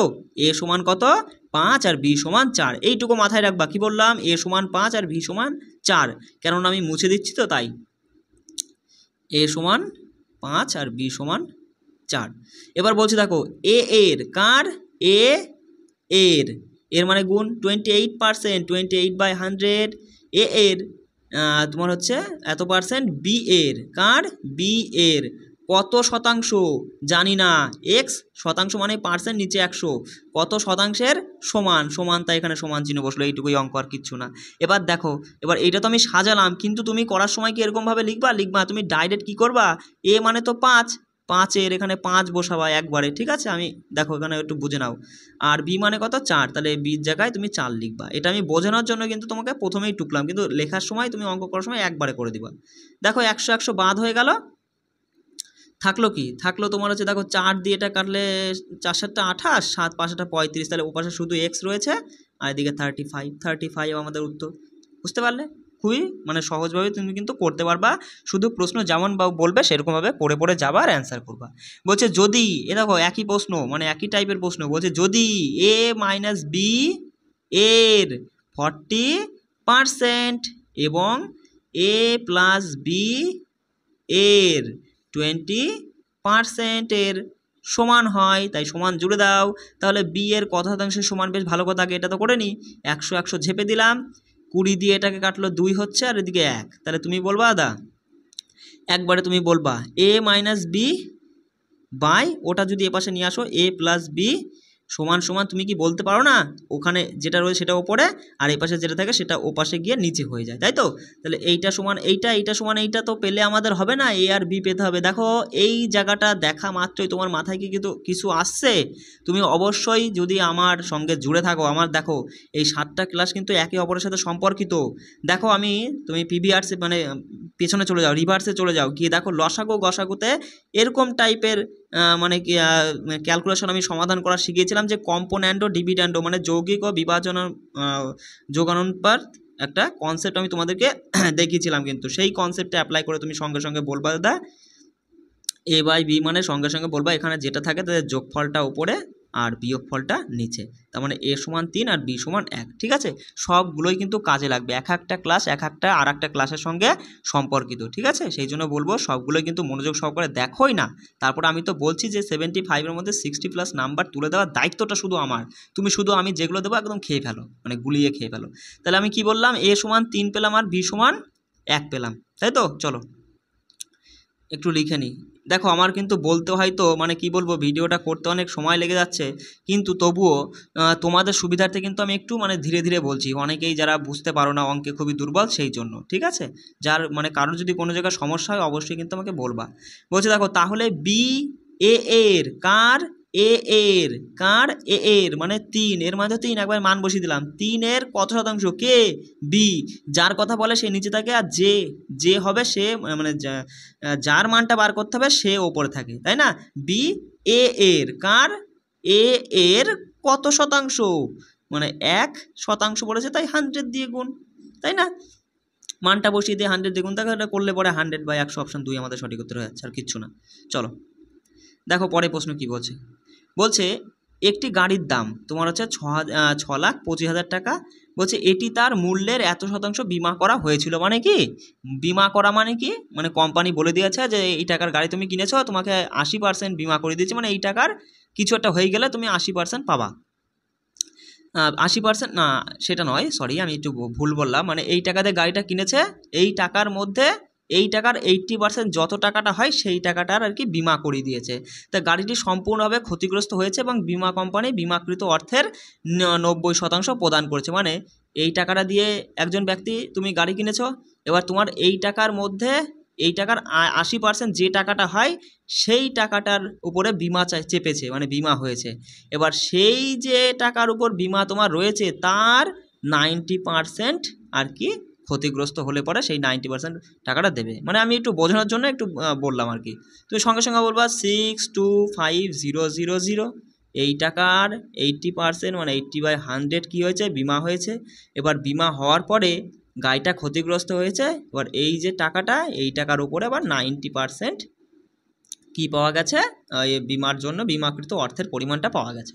এইটুকুই ক্যালকুলেশন করলে আমরা বলতে পারবো যে গাড়িটা পুড়িয়ে মানে ধ্বংস হয়ে যাওয়ার পরে, ক্ষতিগ্রস্ত হয়ে যাওয়ার পরে ওই লোক বা ওই ব্যক্তি কত টাকা হাতে পেয়েছে, তাই না? তাহলে তুমি সঙ্গে সঙ্গে দেখো ক্যালকুলেশন করো। এবার দেখো ক্যালকুলেশন তুমি যদি করো, তুমি ক্যালকুলেশন করতে পারো। দেখো 0 0 এখানে 0, এই একটা 0 একটা 0 কাটলো, তাহলে থাকলো এখানে থাকলো 6,250, তার সাথে 8 নং 72 গুণ করতে হবে। ঠিক আছে, আমরা ক্যালকুলেশনে যাব না, আমাদের দরকার নেই। এটাকে তুমি এইভাবেই রেখে দাও, এটাকে এইভাবেই রেখে দাও। চলো প্রশ্নে কি বলছে দেখো। বলছে গাড়ির মূল্য এবং প্রাপ্ত পরিমাণের মধ্যে পার্থক্য। গাড়ির মূল্য কত ছিল? 625,000, এটা গাড়ির মূল্য। আর এইটা হচ্ছে সে পুরে গাড়িটা নষ্ট হয়ে যাওয়ার পরে এই টাকাটা পেয়েছে। এই পুরোটা ক্যালকুলেশন করে যেটা আসবে সেটা পেয়েছে। এদের পার্থক্য খুঁজে বার করতে হবে, ডিজিট সাম অ্যাপ্লাই করো। সঙ্গে সঙ্গে তুমি বলবা এইটা কিন্তু এর আগে এই জায়গাটায় লেখা হবে, আমার জায়গার অভাবে আমি কিন্তু ওই উপরে লিখেছি। বুঝতে পারছো তো? তুমি সঙ্গে সঙ্গে বলবা যেখানে হচ্ছে কত 5 আর 2 7, 7 13, 13 মানে 4 বিয়োগ ডিজিট সাম অ্যাপ্লাই করছি। এখানেও তো 4 হচ্ছে, কারণ এইটুকু 4 হলে এইটুকু 4, তাই তো? 4 আর 8 গুণ করলে 4টা 32, 32 মানে 5, 5 নং 45।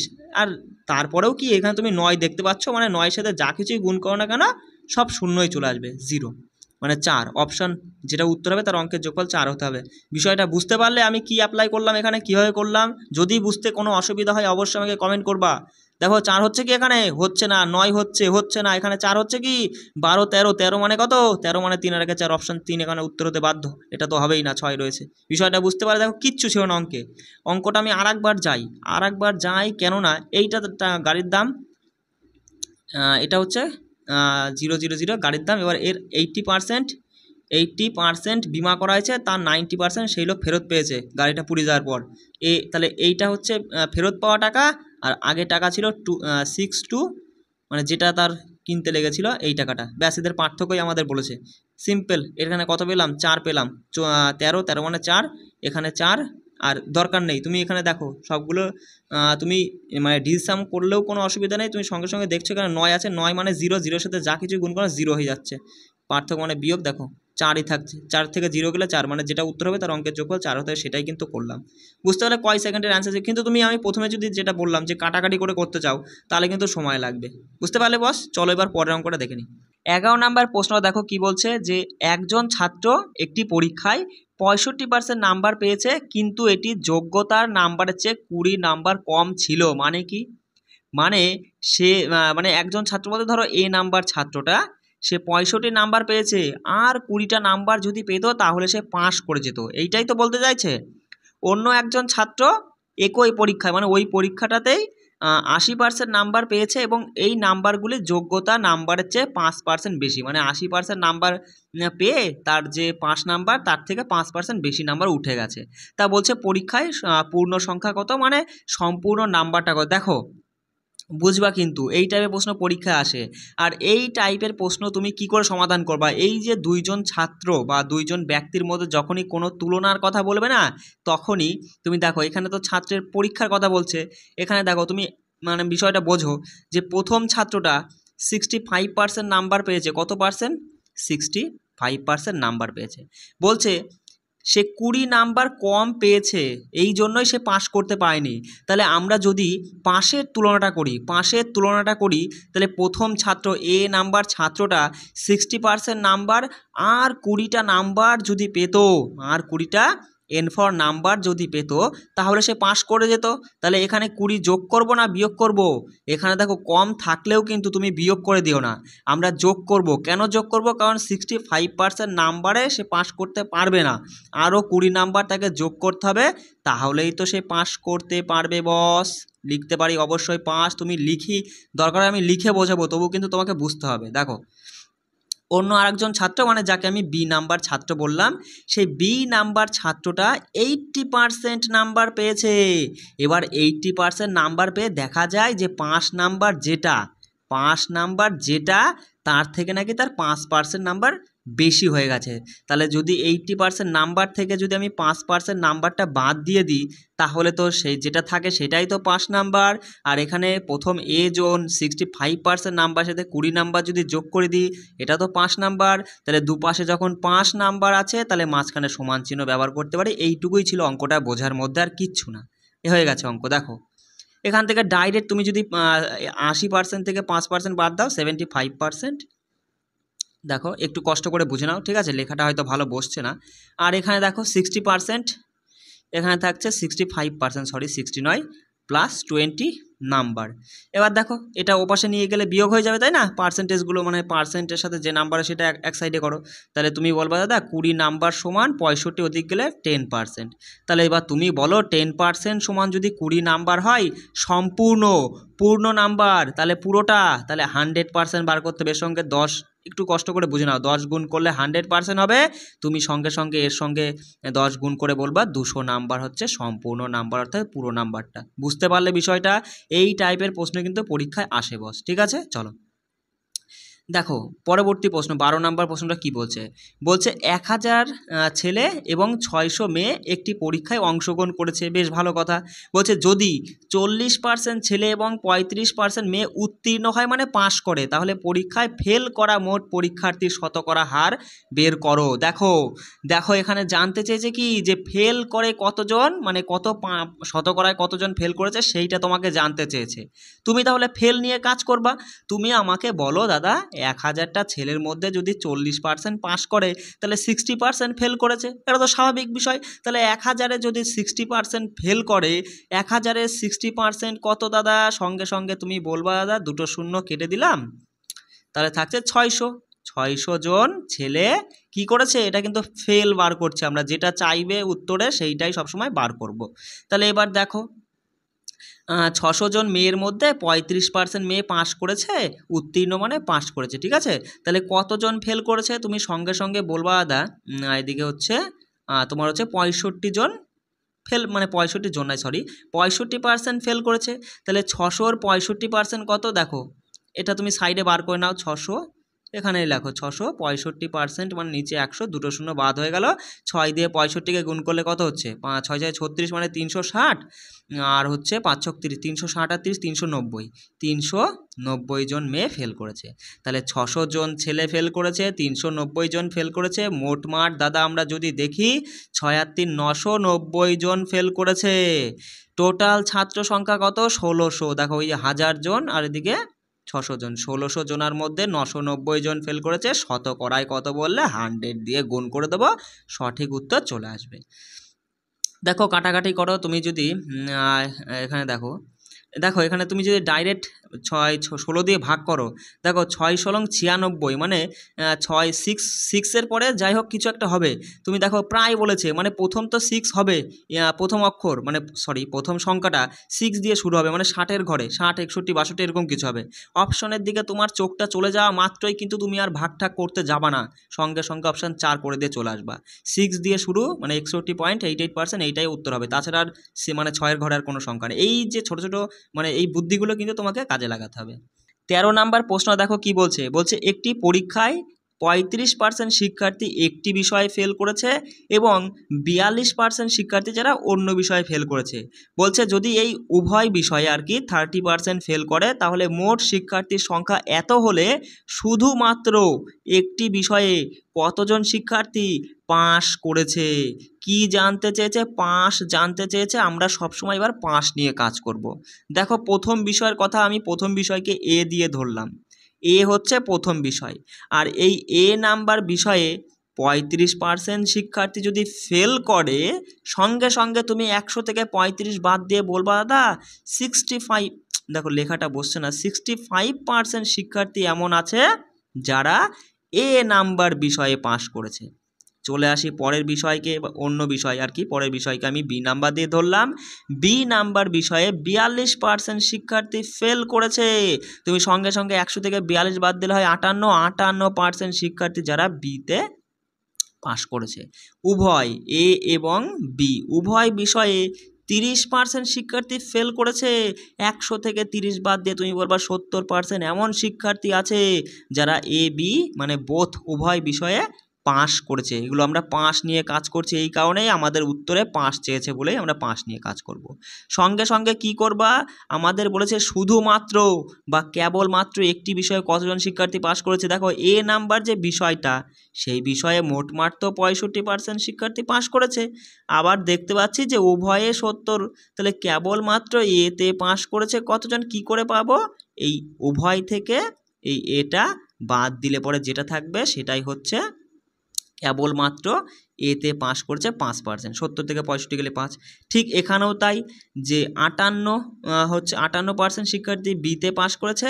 উভয়তে যখন 70 আছে তাহলে কেবলমাত্র বিতে পাস করেছে তোমার হচ্ছে 70 থেকে 58 গেলে 12%। দেখো এবার এই 5% আর 12% কি পেলাম? 5%টা পেলাম যারা এমন শিক্ষার্থী যারা কেবলমাত্র এতেই পাস করেছে, অন্য আর কোনোতে পাস করেনি। আর এই 12% শিক্ষার্থী এমন পেলাম যারা কেবলমাত্রই বিতেই পাস করছে আর অন্য কিছুতে পাস করেনি, মানে একটা করে বিষয়তেই তো পাস করছে এরা। তাহলে টোটালে 17%, দেখো টোটালে 17%, এই দুটো যোগ করবা, 17% শিক্ষার্থী যারা আছে যারা কেবল একটি করেই বিষয়ে পাস করেছে। তাহলে মোট শিক্ষার্থী ছিল দাদা এত 2500। এখানে আর 17%, এর 17% বার করলে তুমি বলতে পারবা যে এতজন শিক্ষার্থী কেবলমাত্র একটি বিষয়ে পাস করেছে। দেখো পার্সেন্টেজের জন্য তুমি এই যে 100 মানে নিচে বসিয়ে দেবা, 2 বাদ। দেখো 17 25 তুমি গুণ করো, 25কে তুমি 20 5 ধরে নিবা, 17 দুগুণে 34 মানে 340, আর হচ্ছে এদিকে হচ্ছে কত থাকছে 5 17 কত, 5 17 হচ্ছে 85। এবারে যোগ করে দেখো 5 2 আর এদিকে হচ্ছে 4 425। বিষয়টা বুঝতে পারলে? অঙ্কটা বোঝাই ছিল, অঙ্কটা কিন্তু বোঝারই ছিল। ঠিক বুঝতে পারছো আমি কি বলতে চাইছি? যদি তোমার বুঝতে অসুবিধা হয় তাহলে কিন্তু আমাকে অবশ্যই কমেন্টে জানাবে সেটা। দেখো চলে আসি পরের প্রশ্ন। দেখো 14 নাম্বার প্রশ্নটা কি বলছে একটি পরীক্ষায় 80% শিক্ষার্থী পদার্থবিদ্যায়, 17% শিক্ষার্থী রসায়নে পাস করেছে। কি করেছে? পাশের কথা বলছে। আবার বলছে এবং 15% শিক্ষার্থী উভয় বিষয়েই ফেল করেছে। উভয় বিষয়ে 15% শিক্ষার্থী ফেল করেছে। যদি উভয় বিষয়ে 325 জন শিক্ষার্থী পাস করে তাহলে পরীক্ষায় অংশগ্রহণকারী মোট শিক্ষার্থীর সংখ্যা বের করো। দেখো উভয় বিষয়ে এই যে এতজন এরা কি করেছে? পাস করেছে। এই কোনো একটা নাম্বার দিয়ে, যে নাম্বারটা দেওয়া আছে সেই নাম্বারের ভিত্তিতেই তো আমরা মোট টোটাল আর কি কত শিক্ষার্থী সেটা বার করব। এবার এটা কি করছে? এটা পাস করছে না ফেল করছে? এই 325 কিন্তু পাস বলেছে, তাহলে আমরা পাস নিয়ে কাজ করব। দেখো পদার্থতে 80% আর ওই এটা তো বার করে দিয়েছে, আর হচ্ছে তোমার রসায়নে 70%, টোটালে যোগ করলে বলবো 150% শিক্ষার্থী যারা আছে যারা পদার্থতেও পাস এবং রসায়ন মানে পদার্থ আর রসায়ন দুটো মিলিয়ে পাশ করেছে, মানে দুটোর মধ্যে যে কোনো একটাও হতে পারে বা দুটোতেও হতে পারে এমন কিছু শিক্ষার্থী 150%, তাই না? এবার দেখো, এবার উভয় বিষয়ে পাশ করছে কজন, দেখো ওরা বলছে যে 15% শিক্ষার্থী উভয় বিষয়ে ফেল করে, তাহলে সঙ্গে সঙ্গে 100 থেকে 15 বাদ দিলে হবে দাদা 85% শিক্ষার্থী যারা আছে উভয় বিষয়ে পাশ করেছে। টোটালে তো দেখলাম এত, মানে রসায়ন পদের মধ্যে আছে পদার্থ, হ্যাঁ, ফিজিক্স অ্যান্ড কেমিস্ট্রি। আমি একটু মানে কি বললাম এইভাবে দেখিয়ে দেওয়ার চেষ্টা করছি, মানে পদার্থ আর রসায়ন মিলিয়ে 150 আর উভয়ে 85, বিয়োগ করো, বিয়োগ করলে পরে তুমি কি বলতে পারবা, বিয়োগ করলে যেটা থাকে 65%, সেই 65%টাই কি উভয় বিষয়ে পাশ করা শিক্ষার্থী। বিষয়টা বুঝতে পারলে? এবার দেখো উভয় বিষয়ে এতজন শিক্ষার্থী পাশ করেছে ওরা বলছে, কিন্তু আমরা দেখলাম উভয় বিষয়ে 65% তোমার হচ্ছে শিক্ষার্থী পাশ করেছে। হ্যাঁ, তাহলে এখানে 65 সমান এই 325 হয়ে যাবে। 1 সমান কত হবে, 325/65 ইন্টু তোমার 100 কত, ঠিক আছে? এখানে দেখো মানে কি করব, ওখানে তো আর ধরানো গেল না, বুঝতে পারা যাচ্ছে না, ঠিক আছে? আচ্ছা এখানেই করি, হ্যাঁ, 325/65 ইন্টু 100। দেখো তাহলে দেখো এখানে 5 দিয়ে কাটলে পরে হচ্ছে 5 তেরং 65, 5 দিয়ে তুমি যদি এটাকে কাটো, 3 ছিল তো, 5 ছক 30, 5 হাজার 25, 65, দেখো 13 দিয়ে কাটলে এটা কত হচ্ছে, 5 তেরং 65, মানে 500 জন শিক্ষার্থী। মানে বিষয়টা বুঝতে পারলে বস? যদি সমস্যা হয় কিন্তু আমাকে অবশ্যই কমেন্টে জানাবা। দেখো বোঝো, এই টাইপের প্রশ্ন পরীক্ষা আসে, বলছে ফলের একটি ক্রেটে প্রতি 25টি ফলের জন্য একটি নষ্ট ফল থাকে, মানে একটা ক্রেটে 25খানা ফল আছে, তার মধ্যে কেবল একটা ফল থাকবে নষ্ট। বেশ ভালো কথা। বলছে 60% নষ্ট ফল বিক্রি হয়েছে, বিক্রেতা যদি 48টি নষ্ট ফল বিক্রি করে থাকে তাহলে ক্রেটে ফলের সংখ্যা কত? দেখো কি বলছে, 60% নষ্ট ফল বিক্রি হয়ে গেছে, আর বলছে যে 60% বিক্রি হয়েছে, আর বলছে 48টা বিক্রি হয়েছে। তার মানে তুমি বলতে পারছো না দুটোই তো একই জিনিস, 60% নষ্ট ফল বিক্রি হয়েছে, 48টা নষ্ট ফল বিক্রি করেছে, তার মানে এই 60% সমানই তো 48, এই জিনিসগুলো ধরতে হবে কিন্তু, ঠিক আছে? তাহলে 100% সমান কত, তাহলে পুরো নষ্ট ফল কত সেটা তুমি বার করে ফেলতে পারবা। দেখো এখানে তুমি দেখো 1% সমান হবে 22/60, আর 100% এবার কেটে নেবা, ঠিক আছে? এভাবে করবা দরকার হয়, না পারলে। দেখো এই একটা শূন্য কাটলে, 6 দিয়ে কাটলে 6 8 48, মানে 8 আর 0 80, 80টা নষ্ট ফল বিক্রি হয়, মানে টোটালে রয়েছে আর কি, তাই না? 100% মানে সম্পূর্ণটা নষ্ট ফল হলো 80টা নষ্ট ফল।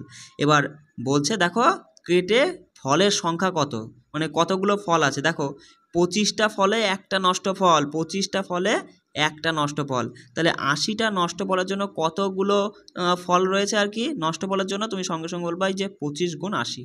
বিষয়টা বুঝতে পারলে আমি কি বলতে চাইছি? 25 আর 80 গুণ করলে সঙ্গে সঙ্গে বলবা কত, দেখো 4 25 100, 8 25 200, মানে 2000। অপশন 2 এখানে সঠিক উত্তর হয়ে যাচ্ছে। দেখো পরের প্রশ্নটা খুব ভালো একটা প্রশ্ন, বলছে যদি এক্স এর অর্ধেক, এক্স দেখো দাগটা ভালো বসছে না, এক্স এর গুণ অর্ধেক হাফ, এক্স এর অর্ধেক এর আবার এর মানে গুণ দাও, এর 25%, 25% নিচে 100, বলছে এর 1/4 তোমার হচ্ছে ওয়াই এর, দেখো পরে সরি এখানে আমি এটা বলিনি, ওয়াই এর মানে গুণ 1/4, মানে 4 ভাগের 1 ভাগ, 1/4 30%, মানে 30/100, এর মানের, মানে কার মানের, এই যে ওয়াইয়ের চলছে কিন্তু ওয়াইয়ের 1/4 এত পার্সেন্ট এর আছে গুণ চিহ্ন দিলে মানের এত গুণের সমান কত, 2.5কে তুমি 25/10 করে দাও। বুঝতে পারছো তো? লেখাটা দেখা যাচ্ছে তো? দেখো গুণের সমান হয়, সমান মানে সমান চিহ্ন দিয়ে দাও, ব্যাস। তাহলে এক্স ওয়াইয়ের কত শতাংশ বেশি বা কম সেটা আমাদের জানতে হবে। দেখো সিম্পল, শুধু কাটাকাটির ব্যাপার, এই 100 কেটে বাদ হয়ে গেল, এই 25 এই ওপরের 25 বাদ হয়ে গেল, আর তাহলে বস দেখো এই 2 দিয়ে তুমি এই 10কে কাটলে 5 হচ্ছে, তাই তো? তাহলে আর কাটা যাচ্ছে, দেখো 5 দিয়ে এটা কাটলে 6 হচ্ছে, 5 ছক 30, আর এখানে উপরে কাটলে পরে 2 দিয়ে কাটলে 3, আর এই 2 দিয়ে কাটলে 2। একটু কাটাকাটি দেখে না, হয়তো তুমি বুঝতে পারলে না, উপরে 2 আর নিচে 3, তার মানে উপরে 2 এদিকে কিছু নেই, তাই না? তাহলে বজ্র গুণন করে তুমি বলবা 2x সমান 3y, তাই না? তাহলে এক্স ওয়াই সমান 3/2 মানে এক্স যদি 3 হয় ওয়াই হবে 2।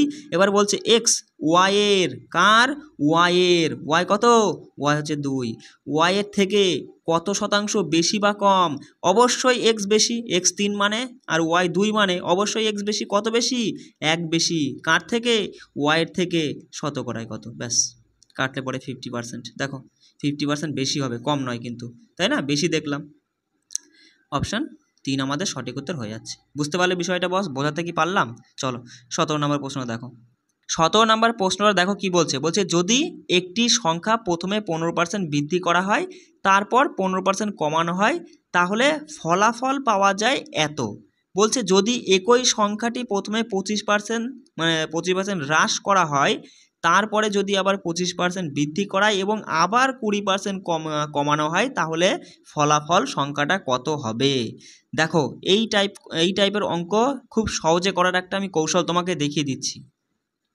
দেখো কি বলছে বলছে যদি একটি সংখ্যা প্রথমে 15% বৃদ্ধি করা হয় 15% মানে কি দাদা 15/100 তাই তো বস 15/100 সঙ্গে সঙ্গে একটু কেটে নিয়ে তুমি বলবা ওপরে 5 দিয়ে কাটলে ওপরে 3 আর নিচে 20 মানে আমরা কত পেলাম 15% মানে 3/20 তাই তো মানে সংখ্যাটা যদি 20 হয় 3 বৃদ্ধি করা হয় তার মানে সংখ্যাটা যদি 20 হয় 3 বৃদ্ধি করা হয়েছে দাদা কত হয়েছে ফলস্বরূপ 23 হয়েছে তারপর আবার কি হলো 15% কমানো হয়েছে 15% মানে তো আমি দেখলাম যে ওপরে 3 নিচে 20 মানে 3/20 মানে সংখ্যাটা যদি 20 হয় এবার কি করা হলো কমানো হলো মানে 3 কমানো হয়েছে দাদা কত হয়েছে ফলস্বরূপ 17 এইটাই এবার এটা গুণ করো দেখো 20 20 400 সংখ্যাটা যদি 400 হতো তাহলে ফলস্বরূপ কি পেতাম এই 23 গুণ 17 পেতাম দেখো গুণ করার দরকার নেই তুমি গুণ হিসাবে রাখো তাহলে সংখ্যাটা যদি 400 হতো ফলস্বরূপ পেতাম এটা কিন্তু আসলে সংখ্যাটা তো 400 না তার জন্য ফলস্বরূপ এইটা সমান না ওরা বলেছে ফলস্বরূপ পাওয়া যায় এত দেখো ফলাফল পাওয়া যায় এত তাহলে আমরা বলতে পারি যে এটা সমান যদি এটা হয় 1 সমান কত আর 400 সমান কত তাহলে পরে পুরো সংখ্যাটা আমরা পেয়ে যাব সঙ্গে সঙ্গে তুমি বলবা যে দাদা এটা দেখো একটু মানে মুছে লিখতে পারলে ভালো হতো অবশ্যই এখানে আমি ধরিয়ে দিচ্ছি দেখো 23 গুণ 17 সমান 782 1 সমান কত বাই এই 23 একটু দেখে নাও কষ্ট করে একটু কষ্ট করা ছাড়া আর আমার কোনো উপায় নেই ইন্টু 400 সমান কত ঠিক আছে 400 সমান দেখো এটা দিয়ে তুমি যদি কাটো দেখো 17 দিয়ে তুমি যদি কাটো হচ্ছে কত 17 দিয়ে কাটলে পরে 4 17 68 4 আর হচ্ছে 68 মানে 10 10 2 102 6 17 102 মানে 46 হচ্ছে 23 দিয়ে কাটলে 2 অর্থাৎ 1 ইউনিট সমান আমরা পেলাম 2 1 সমান যদি 2 হয় তাহলে এই যে 400 সমান কত মানে এই 400 তো গুণ হিসাবে রয়েছে 800 তাহলে সংখ্যাটা কত বস কাটাকাটিটা একটু নিজে করে দেখে নিও কেন বলো তো আমি ওইটুকুর মধ্যে ধরাতে পারলাম না তাহলে সংখ্যাটা আমরা পেলাম 800 আসলে সংখ্যাটা কত 800 এবার বলছে যদি একই সংখ্যাটি মানে এই সংখ্যাটাই 800টাই প্রথমে 25% দ্বারা হ্রাস করায় 25% মানে তুমি একটু ছোট করে কেটে নাও আর অনেকে তো জানোই 25% মানে 1/4 হয় মানে সংখ্যাটা ওরা বলছে 25% কী করা আছে হ্রাস করানো হয়েছে মানে কমানো হয়েছে যদি 4 হয় 4-এ 1 কমেছে 4-এ 1 কমেছে কত হয়েছে 3 হয়েছে পরবর্তী তারপর দেখো কী হয়েছে তারপর আবার বলছে যে 25% দ্বারা বৃদ্ধি পায় আর কি 25% মানে 1/4 1/4 মানে 4-এ 1 বেড়েছে এবার কি হলো তারপরে আবার 4-এ 1 বাড়লো এবং আবার তারপরে কি হয়েছে 20% কমেছে 20% মানে 20/100কে তুমি কাটলে পরে সঙ্গে সঙ্গে বলবা 1/5 মানে এবার 5-এ কি হলো 1 কমেছে 4 হলো এইটাই এদিকে গুণ করো গুণ করে বলবা 4 4 16 16 5 16 80 সংখ্যাটা যদি 80 হতো তাহলে ফলস্বরূপ পাওয়া যেত কত 15 4 15 60 80 হলে পরে 60 পাওয়া যেত ফলস্বরূপ আসলে দাদা সংখ্যাটা তো 80 নয় 800 80কে 800 বানাতে গেলে 10 দিয়ে গুণ ঠিক তাই 60কে 10 দিয়ে গুণ করে তুমি বলবা আসলে ফলস্বরূপ হবে 600 বিষয়টাকে ধরতে পারলে একটু জটিল টাইপের অঙ্ক হলেও কিন্তু এই টাইপের প্রশ্ন কিন্তু পরীক্ষায় আসে কিচ্ছু ছিল না শুধু তোমাকে মাথাটা একটু কাজে মানে একটু খাটাতে হবে ঠিক আছে খাটিয়ে বুঝে নিতে হবে বুঝতে পারলে যদি না বুঝতে পারো আমাকে কিন্তু কমেন্টে জানাবা দেখো চলে আসি পরের প্রশ্নে বলছে একটি পঞ্চায়েত নির্বাচনে প্রথম বলছে দুজন প্রার্থী এ এবং বি ছিল। বেশ ভালো কথা, এ ছিল আর বি ছিল। বলছে এ 42% ভোট পেয়েছে। কত পার্সেন্ট? 42%। বি এর কাছে এত পার্সেন্ট ভোটে হেরে গিয়েছে। আচ্ছা বলো, টোটাল ভোট তো সবসময় কি শতকরার ক্ষেত্রে সবসময় 100% ধরবা, সেটা হচ্ছে সম্পূর্ণ অর্থাৎ পুরোটা। তাহলে পুরো ভোট যদি 100% হয়, তার মধ্যে 42% এ পেলে কত পার্সেন্ট বাকি থাকছে? 58% বাকি থাকছে, যেটা কে পেয়েছে? বি পেয়েছে। এবার বলছে বির কাছে 800 ভোটে হেরেছে। আমরা পার্সেন্টেজে কত দেখছি, পার্থক্য করলে তুমি সঙ্গে সঙ্গে বলবা দাদা, পার্সেন্টেজে দেখছি 16%-এ হেরেছে। ওরা বলছে সব 16% বুঝি না, 8000 ভোটে হেরেছে। তাহলে এই 16% যদি 8000 হয়, 1% সমান কত? সঙ্গে সঙ্গে 16 দিয়ে কাটলে 5 লং 80, 1% সমান হচ্ছে 1% সমান 500। তাহলে 100% সমান কত? দেখো 100 গুণ করলে 100% বেরোচ্ছে, এখানেও 100 গুণ করে 50,000। গুণ করার প্রয়োজন নেই, বুঝতেই পারছো। অপশান 4 আমাদের এক্ষেত্রে সঠিক উত্তর হয়ে যাচ্ছে। দেখো 19 নম্বর প্রশ্নটা কি বলছে। বলছে একজন শিক্ষার্থী পরীক্ষায় 40% নাম্বার স্কোর করে এবং 40 নাম্বারের জন্য ফেল করে। অন্য ছাত্র 60% স্কোর করে এবং 5 নাম্বারের চেয়ে এত নাম্বার বেশি স্কোর করে। পরীক্ষার জন্য সর্বোচ্চ নাম্বার খুঁজুন। দেখো সেম একদম আগেরটার মতো, যে কি হয়েছে, প্রথম যে শিক্ষার্থী সে 40% নাম্বার পেয়েছে এবং 40 নাম্বারের জন্য ফেল করে।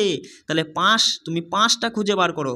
5 করতে গেলে তাকে 40 নাম্বারটারও চুরি করে নিতে হতো, বা পেতে হতো আর কি। এবার বলছে অন্য আরেকজন ছাত্র, সে 60% নাম্বার পেয়েছে এবং দেখা যাচ্ছে যে 60% নাম্বার পেয়েছে, সেটা হচ্ছে 5 নাম্বারেতে 20 সে বেশি পেয়ে গেছে। তাহলে 20টা যদি আমি বাদ দিয়ে দিই, তাহলে আমরা বলতে পারবো না এ পাশেও 5 নাম্বার থাকলো, এ পাশেও দেখে নাও 5 নাম্বার থাকলো। দুটোই দুপাশে যেহেতু 5 রয়েছে, তাহলে মাঝখানে আমরা সমান চিহ্ন ব্যবহার করতে পারি। ব্যাস এইটাই, এটা নাম্বার দিয়ে বোঝো তুমি, ঠিক আছে। এবার দেখো নাম্বারগুলো একদিকে নাও, দেখো 20টা এদিকে নিয়ে আসলে পরে কি হচ্ছে, সঙ্গে সঙ্গে তুমি বলবা দেখ 20টা এক্ষেত্রে কি ছিল, মাইনাস ছিল, এপাশে আসলে প্লাস হয়ে যাবে। তাহলে 60 n নাম্বার সমান, এটা এপাশে প্লাস রয়েছে, ওপাশে গিয়ে মাইনাস হয়ে যাবে 20%, তাই না। এবার দেখো 100% মানে পুরোটা। এখানে 100 বানাতে গেলে তুমি বলবা দাদা 5 দিয়ে গুণ করলে 100% হয়ে যাচ্ছে। এখানেও তুমি 5 দিয়ে গুণ করে 5 ছক 30, মানে টোটাল নাম্বারটা সর্বোচ্চ নাম্বার 300। অপশান 3 আমাদের সঠিক উত্তর। চলে আসি দেখো পরের প্রশ্নটা। বলছে জামা কাপড় কিনতে 10%, বই কিনতে 2%, স্বামীর জন্য উপহার কিনতে 5% এবং অন্যান্য খাতে 4% ব্যয় করার পর রানীর কাছে এত টাকা রয়েছে। বলছে প্রথমে তার কাছে কত টাকা ছিল। সিম্পল, কিচ্ছু করতে পারে, সে টোটালে কত পার্সেন্ট টাকা খরচ করে ফেলেছে? 10 আর 2 12, 12 আর 5 17, 17 আর 4 হচ্ছে 21, 21% খরচ করে ফেলেছে। এবার 21% মানে 100 থেকে যদি 21% চলে যায়, তুমি সঙ্গে সঙ্গে বলবা দাদা 100 থেকে 21 গেলে থাকে কত? তোমার হচ্ছে 71 বলছি কেন, 79% থাকে তার কাছে, কিন্তু পার্সেন্টেজে থাকে 79%, কিন্তু ওরা বলছে টাকায় থাকে এত টাকা। তাহলে এই 79% সমান 5135, 1% সমান কত বাই 79 ইন্টু সম্পূর্ণটা, অর্থাৎ প্রথমে কত ছিল 100%, মানে 100 সমান কত। দেখো এটাকে তুমি যদি কাটাকাটি করো, এখানে কাটাকাটি করতে একটু অসুবিধা হলেও তুমি দেখো এগুলো একটু কাটাকাটি করে নিবা। ঠিক আছে, এটা দিয়ে তো একবারে মানে ছোটো দিয়ে কাটছে না, 2 দিয়ে 3 দিয়ে, তোমাকে পুরো এটা দিয়েই ভাগ করতে হবে। এবার দেখো আমি তোমাকে এই সমস্ত জায়গায় ফেসে গেলে সেটা তুমি কি করবা, দেখো আমি তোমাকে শিখিয়ে দিচ্ছি, একটু সময় লাগলেও শিখিয়ে দিচ্ছি। এখানে মানে এককের ঘরে 5 আছে, তার মানে 5 তো এখানে হবেই। 5 দিয়ে গুণ করলে 5 নং 45-এর 5, 4 থাকলো, 5-এরটা 35 আর 4 কত? 35 আর 4 হচ্ছে 39, 39। বেশ, এই ঘরটা কাটা। এবার এখানে কত নিবা যাতে, দেখো 5 ছিল, তার দশকের ঘরে 3, কত নিলে 3 আসে, এমন কি সংখ্যা যেটা গুণ করলে পরে এখানে 3 আসবে। বিষয় মানে এই দুটো যোগ করে 3 আসবে। বিষয়টা বুঝতে পারছো আমি কি বলতে চাইছি? দেখো এখানে তুমি যদি 6 নাও, 6 নং 54, 54 4 বসবে, 4 আর 9 যোগ করলে 3 কখনোই আসে কি? অবশ্যই 6 নিলেই হয়ে যাচ্ছে, তাই না। তার মানে 6 নং 54, তাই তো। তাহলে এখানে আমরা নিতে পারছি 54, 4 নিলে পরে দেখো 3 আসছে, এখানে যোগ করলে 5, এখানে 3, কারণ এখানে 3 আছে। বিষয়টা বুঝতে পারছো আমি কি বলতে চাইছি? তবে দেখো 6 7 42, আর এদিকে 42 আর এদিকে কত ছিল, কত যেন ছিল, 6 নং 54, হ্যাঁ 5 ছিল। তাহলে 42 বা 47, একটু লিখতে অসুবিধা, হ্যাঁ 47, একটু দেখে নাও। হ্যাঁ, তাহলে এখানে হচ্ছে দেখো এটা পাওয়া যাবে আর কি, ঠিক আছে, 5135 পাওয়া যাবে, এখানে আসবে সেটা, তাহলে হচ্ছে 65, কাটাকাটি একটু নিজে দেখে নিও, তাহলে এটার সঙ্গে এটা গুণ করলে পরে 6500, দেখো 6500 অপশান 4 রয়েছে আমাদের সঠিক উত্তর অপশান 4। বুঝতে পারলে বস? দেখো এই টপিকটা আমি মানে একটু চেষ্টা করলাম একটু যে তোমাদের বুঝিয়ে দেওয়ার জন্য, অতটা ভালো হয়নি অবশ্য, মানে কি বলবো, মানে সেরকম সেট আপ নেই তো আমার যে তোমাদেরকে একদম হাতে ধরিয়ে ভালো করে ছবি আঁকিয়ে দেখিয়ে বুঝিয়ে দেবো, অতটা ভালো করে বলতে যাই হোক মোটামুটি আমি বলে দিলাম।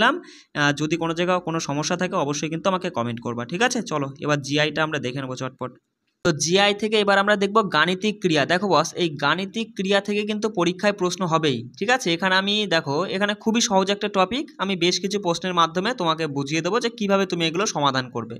দেখো ওরা বলে দিচ্ছে যদি যোগ মানে তোমার হচ্ছে গুণ, ভাগ মানে বিয়োগ, আর গুণ মানে যোগ এবং বিয়োগ মানে ভাগ হয়, তাহলে এই রাশিটার মান কী হবে? দেখো সিম্পল, তুমি এখানে দেখো আমি একটা কথা বলি, এই সব টাইপের প্রশ্ন না বেশ শর্টকাট খোঁজার চেষ্টা করো না, যেরকম বলছে সেইভাবে তুমি সাজিয়ে নিয়ে এগুলো সমাধান করবা, ঠিক আছে? বেশি শর্টকাট খুঁজতে যাবা না, তাহলে কিন্তু প্রশ্ন ভুল হয়ে যাবে।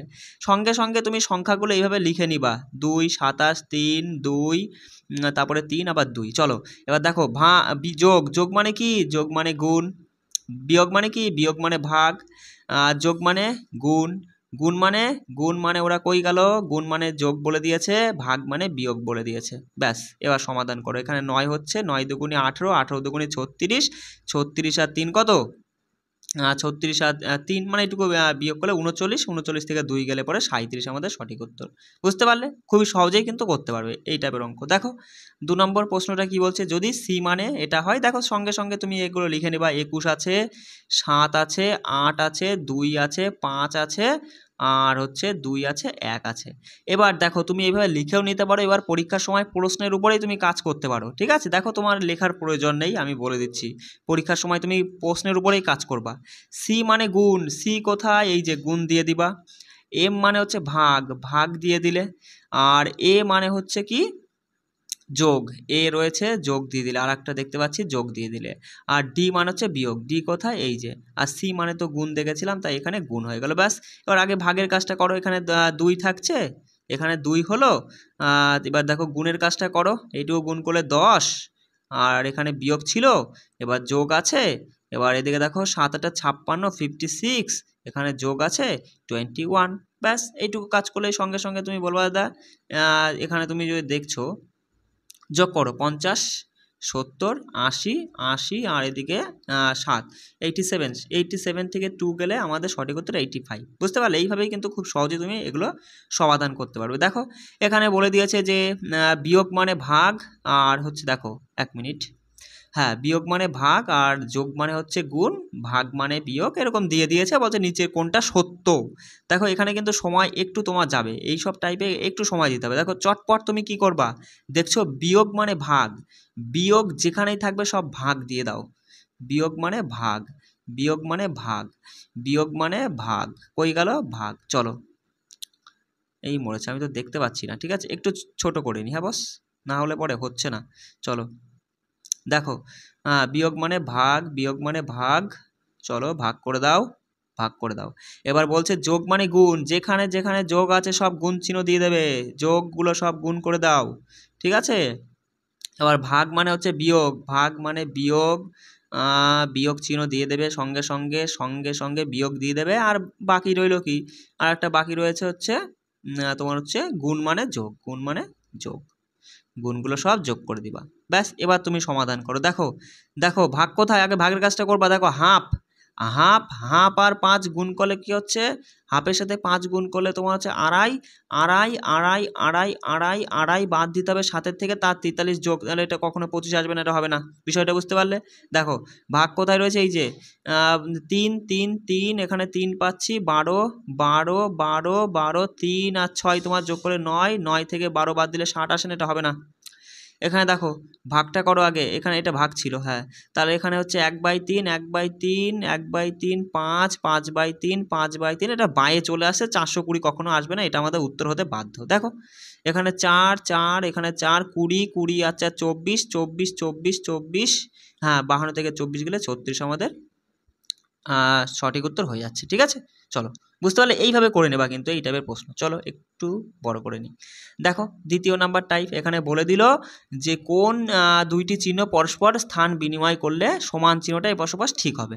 ঠিক আছে, দেখো তুমি স্থান বিনিময় করে দাও। ঠিক আছে, দেখো প্রথমে গুণটা হচ্ছে ভাগ করে দিতে হবে, গুণটা ভাগ আর ভাগটা হচ্ছে গুণ করে দিতে হবে, উল্টোপাল্টা হয়ে যাবে আর কি।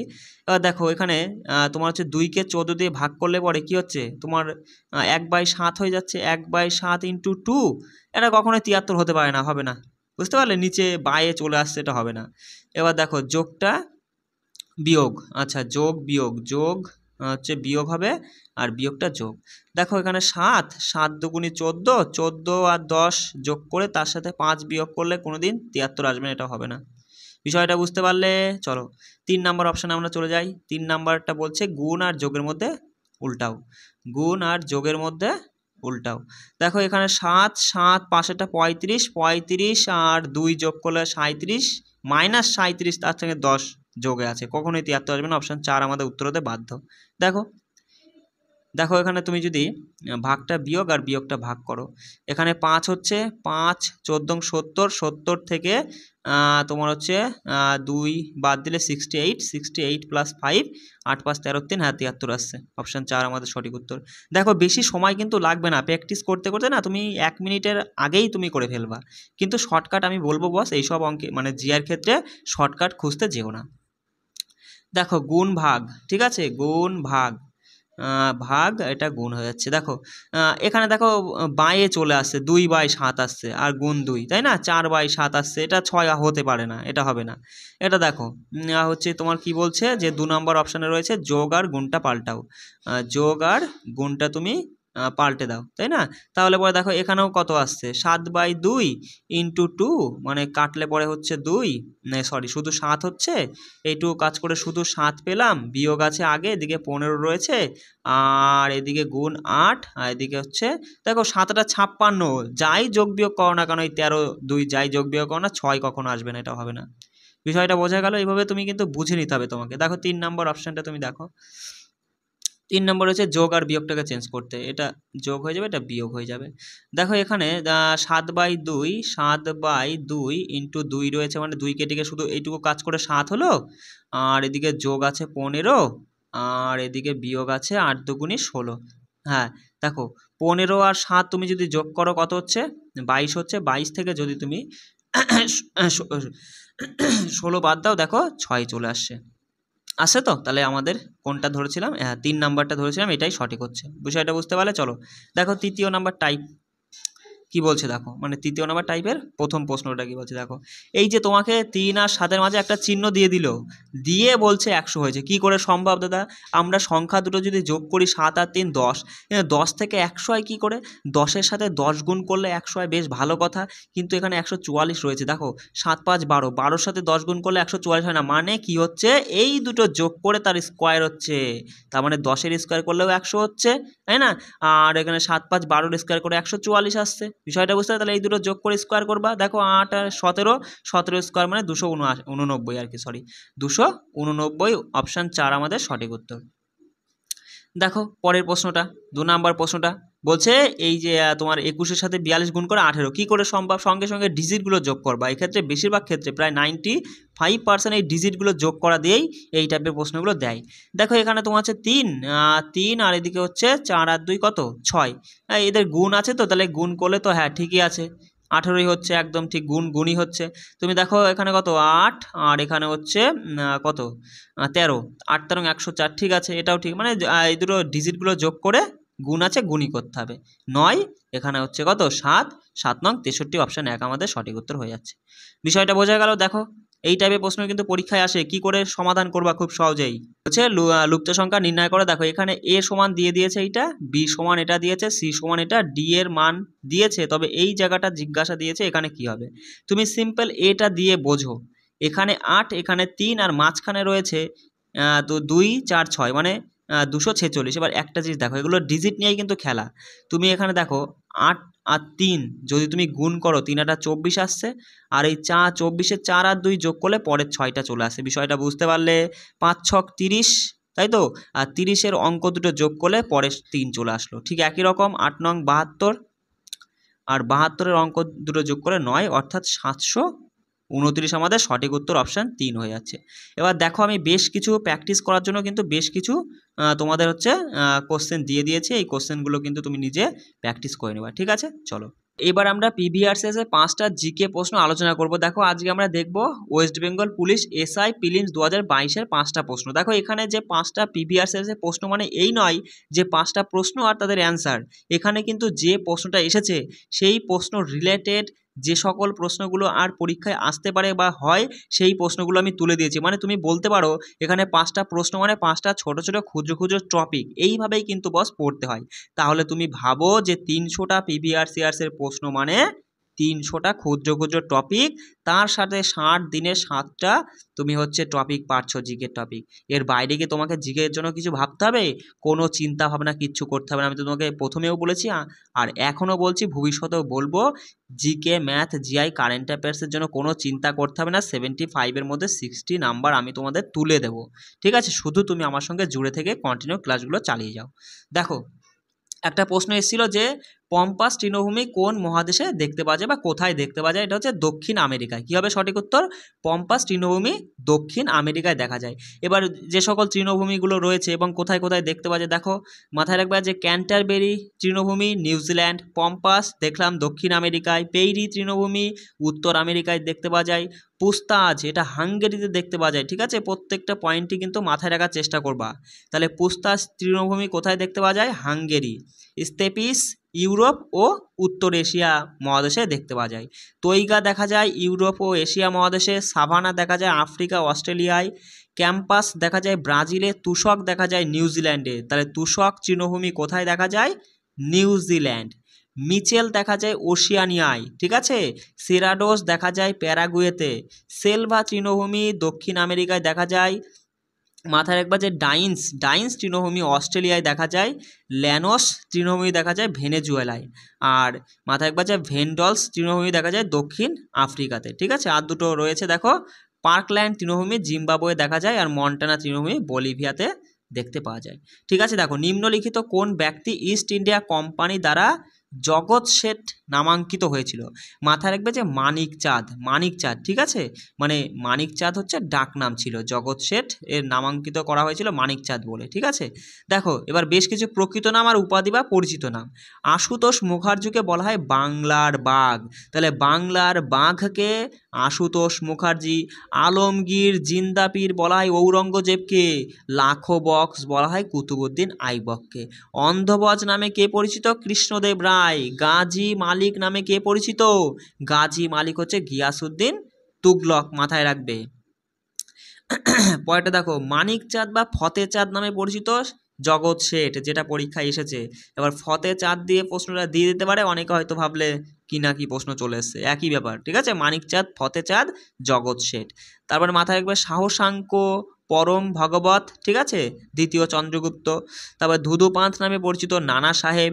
অন্ধকবির পিতামাতা পেদ্দান। উত্তম চোল নামে পরিচিত প্রথম রাজেন্দ্র চোল। আধুনিক মনু নামে পরিচিত বি.আর. আম্বেদকর। বাংলার রূপকার বলা হয় কাকে? বিধানচন্দ্র রায়কে বাংলার রূপকার বলা হয়।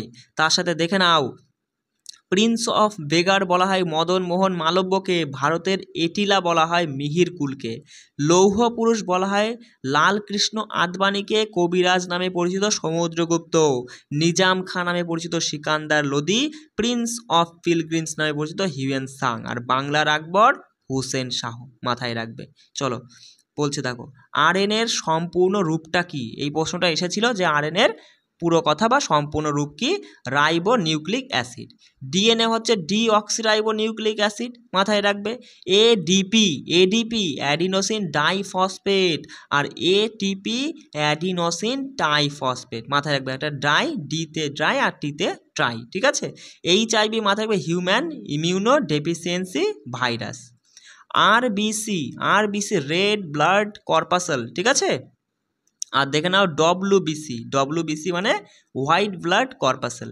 তারপর দেখো এইডসের পুরো কথাটা মাথায় রাখবে, acquired immunodeficiency syndrome. DDT dichloro diphenyl ট্রাইক্লোরোইথেন।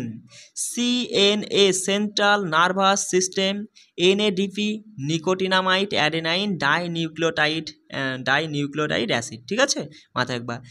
I double, এটা গুরুত্বপূর্ণ। ঠিক আছে, মাথায় রাখবা I double indole acetic acid.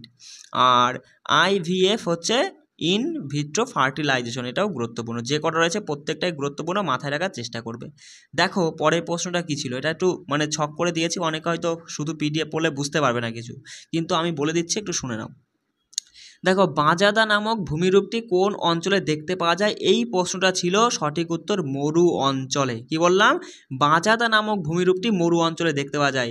এবার দেখো এটা হচ্ছে তোমার হচ্ছে দেখবা নবম শ্রেণীর ভূমিরূপ বলে একটা টপিক আছে, সেই টপিক থেকে কিন্তু প্রশ্ন তুলেছে। এবার সেই টপিকে বায়ুর কার্যের ফলে গঠিত ভূমিরূপ যে টপিক মানে একটা পার্ট রয়েছে, সেই পার্টটা আমি কিন্তু ছোট্ট করে ছকের মাধ্যমে তুলে দিয়েছি। পুরো 5 থেকে 7 পেজ, আমি শুধু এক পেজও না মানে অর্ধেক পেজের মধ্যে তুলে দিয়েছি, শুধু বুঝে নাও তুমি। দেখো বায়ু সাধারণত মরু অঞ্চলে বেশি কার্য করে, মানে বায়ু কাজ করবে কোথায়? যেখানে মরু অঞ্চলে, সেখানেই তো বায়ুর কার্যের ফলে নানা রকমের ভূমিরূপ গঠিত হয়। তাহলে কি বললাম? বায়ুর কার্যের ফলে যে সমস্ত ভূমিরূপগুলো গঠিত হবে সবই প্রায় 90%ই সব মরুভূমি অঞ্চলেই গঠিত হয়, মানে বায়ু সব থেকে বেশি মরু অঞ্চলে কার্য করে। এবার বায়ু কার্যের ফলে তোমার হচ্ছে দেখো বায়ুর কার্য কয় প্রকার? ক্ষয় কার্যের ফলে ভূমিরূপ সৃষ্টি হয়, সঞ্চয় কার্যের ফলে ভূমিরূপ সৃষ্টি হয়, আর অবক্ষেপণের ফলেও কিন্তু ভূমিরূপের সৃষ্টি হয়। এবার এই ক্ষয় কার্যের ফলে, ক্ষয় কার্যকে আবার 3টে ভাগে ভাগ করেছে। অবঘর্ষজনিত ক্ষয় কার্যের ফলে সৃষ্ট ভূমিরূপ, অপসারণজনিত ক্ষয় কার্যের ফলে সৃষ্ট ভূমিরূপ, আর ঘর্ষণজনিত ক্ষয় কার্যের ফলে সৃষ্ট ভূমিরূপ। আর সঞ্চয় কার্যের ফলে গঠিত হয় নানা রকমের বালিয়াড়ি, বালু তরঙ্গ, লোয়ের সমভূমি, এগুলো। আর অবক্ষেপণের মধ্যে বেশ কিছু রয়েছে, আমি বলে দিচ্ছি দেখো। এবার দেখো এখানে পয়েন্ট কি বলছে, এখানে একটা জিনিস উপরে মানে লেখাটা আমার উচিত ছিল, আমি লিখে নিই যে বায়ুর ক্ষয়কার্যের ফলে সৃষ্ট ভূমিরূপ। এবার বায়ুর ক্ষয়কার্যের মধ্যে, ক্ষয়কার্যকে তো 3টে ভাগে ভাগ করা হয়, তার মধ্যে একটা ভাগ রয়েছে অবঘর্ষের ফলে সৃষ্ট ভূমিরূপ। কোনগুলো? সেটা হচ্ছে ভেন্টিফ্যাক্টস, যেটা আফ্রিকার কালাহারি মরুভূমিতে দেখতে পাওয়া যায়। এবার পরীক্ষায় এমন আসতে পারে প্রশ্ন যে অবঘর্ষের ফলে সৃষ্ট ভূমিরূপ কোনটি? ভেন্টিফ্যাক্টস। এইটা এমনভাবেও দিতে পারে বায়ুর ক্ষয়কার্যের ফলে সৃষ্ট ভূমিরূপ কোনটি? ভেন্টিফ্যাক্টস। যদি বলে ভেন্টিফ্যাক্টস তোমার হচ্ছে কোন অঞ্চলে বেশি কার্য করে, যেহেতু বায়ুর কার্যের ফলে সৃষ্টি হয়, তাহলে মরু অঞ্চলে সে মানে এটা কাজ করে। বিষয়টা বুঝতে পারছো আমি কি বলতে চাইছি? তাহলে দেখো অবঘর্ষের ফলে সৃষ্ট ভূমিরূপগুলি মাথায় রাখবে। ভেন্টিফ্যাক্টস, যেটা আফ্রিকার কালাহারি মরুভূমিতে দেখতে পাওয়া যায়। ডেকান্টার, যেটা সাহারা, আফ্রিকার সাহারা মরুভূমিতে দেখতে পাওয়া যায়। গৌর, এটাও সাহারা মরুভূমিতে দেখতে পাওয়া যায়। জুইগেন ইনসেলবার্চ, এটাও আফ্রিকার কালাহারি মরুভূমিতে দেখতে পাওয়া যায়, এটাও মাথায় রাখবে কিন্তু। ঠিক আছে, ইনসেলবার্চ কোথায় দেখতে পাওয়া যায়? কোন মরুভূমিতে? কালাহারি মরুভূমিতে। তাহলে এবার এইগুলো সবই কিন্তু বায়ুর ক্ষয় কার্যের ফলে সৃষ্ট ভূমিরূপ। দেখো এবার বায়ুর ক্ষয়কার্যের মধ্যে আর একটা ভাগ ছিল যে অপসারণের ফলে সৃষ্ট ভূমিরূপ কোনগুলো? ধান্ধ দেখা যায় রাজস্থানের থর মরুভূমিতে। আর একটা ছিল যে ঘর্ষণের ফলে সৃষ্ট ভূমিরূপ, ওখানে বেশ মানে সেরকম ইম্পর্টেন্ট কিছু পাইনি বলে ওটা তুলিনি। এবার চলে আসি বায়ুর সঞ্চয় কার্যের ফলে সৃষ্ট ভূমিরূপ। দেখো বিভিন্ন রকমের বালিয়াড়ি বলতে তোমার অনেক রকমের বালিয়াড়ি রয়েছে, যেমন চলমান বালিয়াড়ি, তারপরে উচ্চ বালিয়াড়ি, পার্শ্ব বালিয়াড়ি, ঠিক আছে, আরও অনেক মানে তোমার হচ্ছে নানা রকমের বালিয়াড়ি রয়েছে। মোদ্দা কথা, যখনই কোনো বালিয়াড়ি শব্দটা দেখবা, যে বালিয়াড়ি কথাটা রয়েছে, সে চলমান বালিয়াড়ি বলুক আর তোমার হচ্ছে পার্শ্ব বালিয়াড়ি বলুক বা উচ্চ বালিয়াড়ি ভূমিরূপ বলুক, সবই বায়ুর সঞ্চয় কার্যের ফলে হয়। ঠিক আছে, এবার দেখো বারখান মাথায় রাখবে, বায়ুর সঞ্চয় কার্যের ফলে গঠিত ভূমিরূপ। বালু তরঙ্গ, চলমান বালিয়াড়ি, যাকে ধিয়ান বলা হয়, এই ধিয়ানও কিন্তু বায়ুর সঞ্চয় কার্যের ফলে সৃষ্ট ভূমিরূপের উদাহরণ। ঠিক আছে, দেখো চলে আসি অবক্ষেপণ। দেখো অবক্ষেপণ অর্থাৎ কি? বায়ু ও জলধারার কার্যের ফলে সৃষ্ট ভূমিরূপ ভূমিরূপই হলো অবক্ষেপণ। মানে বুঝতে পারছো আমি কি বলছি? বায়ু ও জলধারার কার্যের ফলে সৃষ্ট ভূমিরূপই হচ্ছে অবক্ষেপণ। এবার এই অবক্ষেপণের মধ্যে পড়ছে ওয়াদি। ঠিক আছে, ওয়াদি, পেডিমেন্ট, বাজাদা। দেখো এই প্রশ্নটা এসেছে, বাজাদা ভূমিরূপটি কোন অঞ্চলে বেশি প্রবাহিত হয়? সেটা হচ্ছে মরু অঞ্চলে। আর আমি তো বললাম বাজাদা হচ্ছে কি? বায়ু ও জলধারার কার্যের ফলে সৃষ্ট ভূমিরূপ। এবার বায়ু সাধারণত মরু অঞ্চলেই কাজ করে, সেই জন্য মরু অঞ্চল অপশানে ছিল, উত্তর হয়ে গেল। বিষয়টা বুঝতে পারলে? তাহলে এখানে মাথায় রাখবে ওয়াদি। দেখে প্রশ্ন কতটা মানে ভেঙে প্রশ্নটা ধরিয়েছে আর কি। মাথায় রাখবো ওয়াদি, পেডিমেন্ট, বাজাদা, আর হচ্ছে প্লায়ারদ, আর হচ্ছে মেসা ও বিউট, এইগুলো সবই হচ্ছে বায়ু ও জলধারার কার্যের ফলে সৃষ্ট ভূমিরূপ। ঠিক আছে, এই তোমার বায়ুর কার্যের ফলে যে সমস্ত ভূমিরূপ সব আমরা পড়ে নিলাম। বায়ুর কার্যের ফলে সৃষ্ট ভূমিরূপ থেকে প্রশ্ন আসলে একদম আরামসে অ্যান্সার করতে পারবা। দেখো বলছে, দেখো ভারতের আত্মা, মাথায় রাখবে ভারতের আত্মা, আত্মা গ্রন্থটির রচয়িতাকে। ঠিক আছে, আত্মা না আত্মা হবে। ঠিক আছে, ভারতের আত্মা গ্রন্থটির রচয়িতা হচ্ছেন বিপিন চন্দ্র পাল। ঠিক আছে, মাথায় রাখবা, কি বললাম, বিপিন চন্দ্র পাল। এবার এইটাকে ইংরাজিতে কি বলা হয়, ভারতের আত্মা, এটা এই গ্রন্থটাকে ইংরাজিতে বলা হয় the soul of India. The soul of India, পরীক্ষায় চলে আসতে পারে দ্য সোল অফ ইন্ডিয়া গ্রন্থটির রচয়িতাকে। অনেকে ধরো এটা না বলে দিলে আর বুঝতে পারতো না, বিপিন চন্দ্র পাল হয়তো অনেকে নাই করে আসতে পারতো, বুঝতে পারলে, সেই জন্য আমি বলে দিলাম। মাথায় রাখবে দ্য সোল অফ ইন্ডিয়াই হচ্ছে, মানে এটা ইংরাজি কথা, ভারতের আত্মা। কার লেখা, Bipin Chandra Pal. The Indian struggle, Subhash Chandra Basu. The life divine, ঠিক আছে, দ্য লাইফ ডিভাইন কার লেখা, Aurobindo Ghosh. India for Indias, Chittaranjan দাসের লেখা এটা। মাই এক্সপেরিমেন্ট উইথ ট্রুথ, এই গ্রন্থটি কার, মহাত্মা গান্ধীর। ইন্ডিয়া উইন্স ফ্রিডম কার লেখা, আবুল কালাম আজাদের রচনা করা আর কি, মানে লেখা আর কি, মাথায় রাখবা। ইন্ডিয়া ডিভাইডেড, রাজেন্দ্র প্রসাদের লেখা। তারপরে দেখো, হ্যাঁ, ইন্ডিয়া ডিভাইডেড কার লেখা, Rajendra Prasad. Property and un British rule in India গ্রন্থের রচয়িতা দাদাভাই নওরাজি। তারপরে মাথায় রাখবে the discovery of India, Jawaharlal নেহরুর লেখা। তারপরে ভারত বিভাজন, সর্দার বল্লভভাই প্যাটেল। আনহ্যাপি ইন্ডিয়া, লালা রাজপথ রায়। এবার দেখো এখানে কিন্তু বেশ কিছু আরও অনেক কিছু মানে মানে এই গ্রন্থ রিলেটেড প্রশ্ন রয়ে গেছে, আমি এখানে তুলতে পারলাম না, সেগুলো তোমাদের পিডিএফ হিসেবে দিয়ে দেবো। বাকিটা সেগুলো কিন্তু তুমি পিডিএফ থেকে পড়ে নিবা। ঠিক আছে, চলো তাহলে আজকে মোটামুটি আমাদের আজকের ক্লাসটা কমপ্লিট হয়ে গেছে। ঠিক আছে, সবাই ভালো করে কিন্তু এগুলো রিভিশন করে নিবা, টেলিগ্রামে যুক্ত হয়ে নাও, যুক্ত হয়ে সেখান থেকে সমস্ত পিডিএফগুলো নিয়ে সেগুলো একটু ভালো করে রিভিশন করে নিবা। চলো, জয় হিন্দ।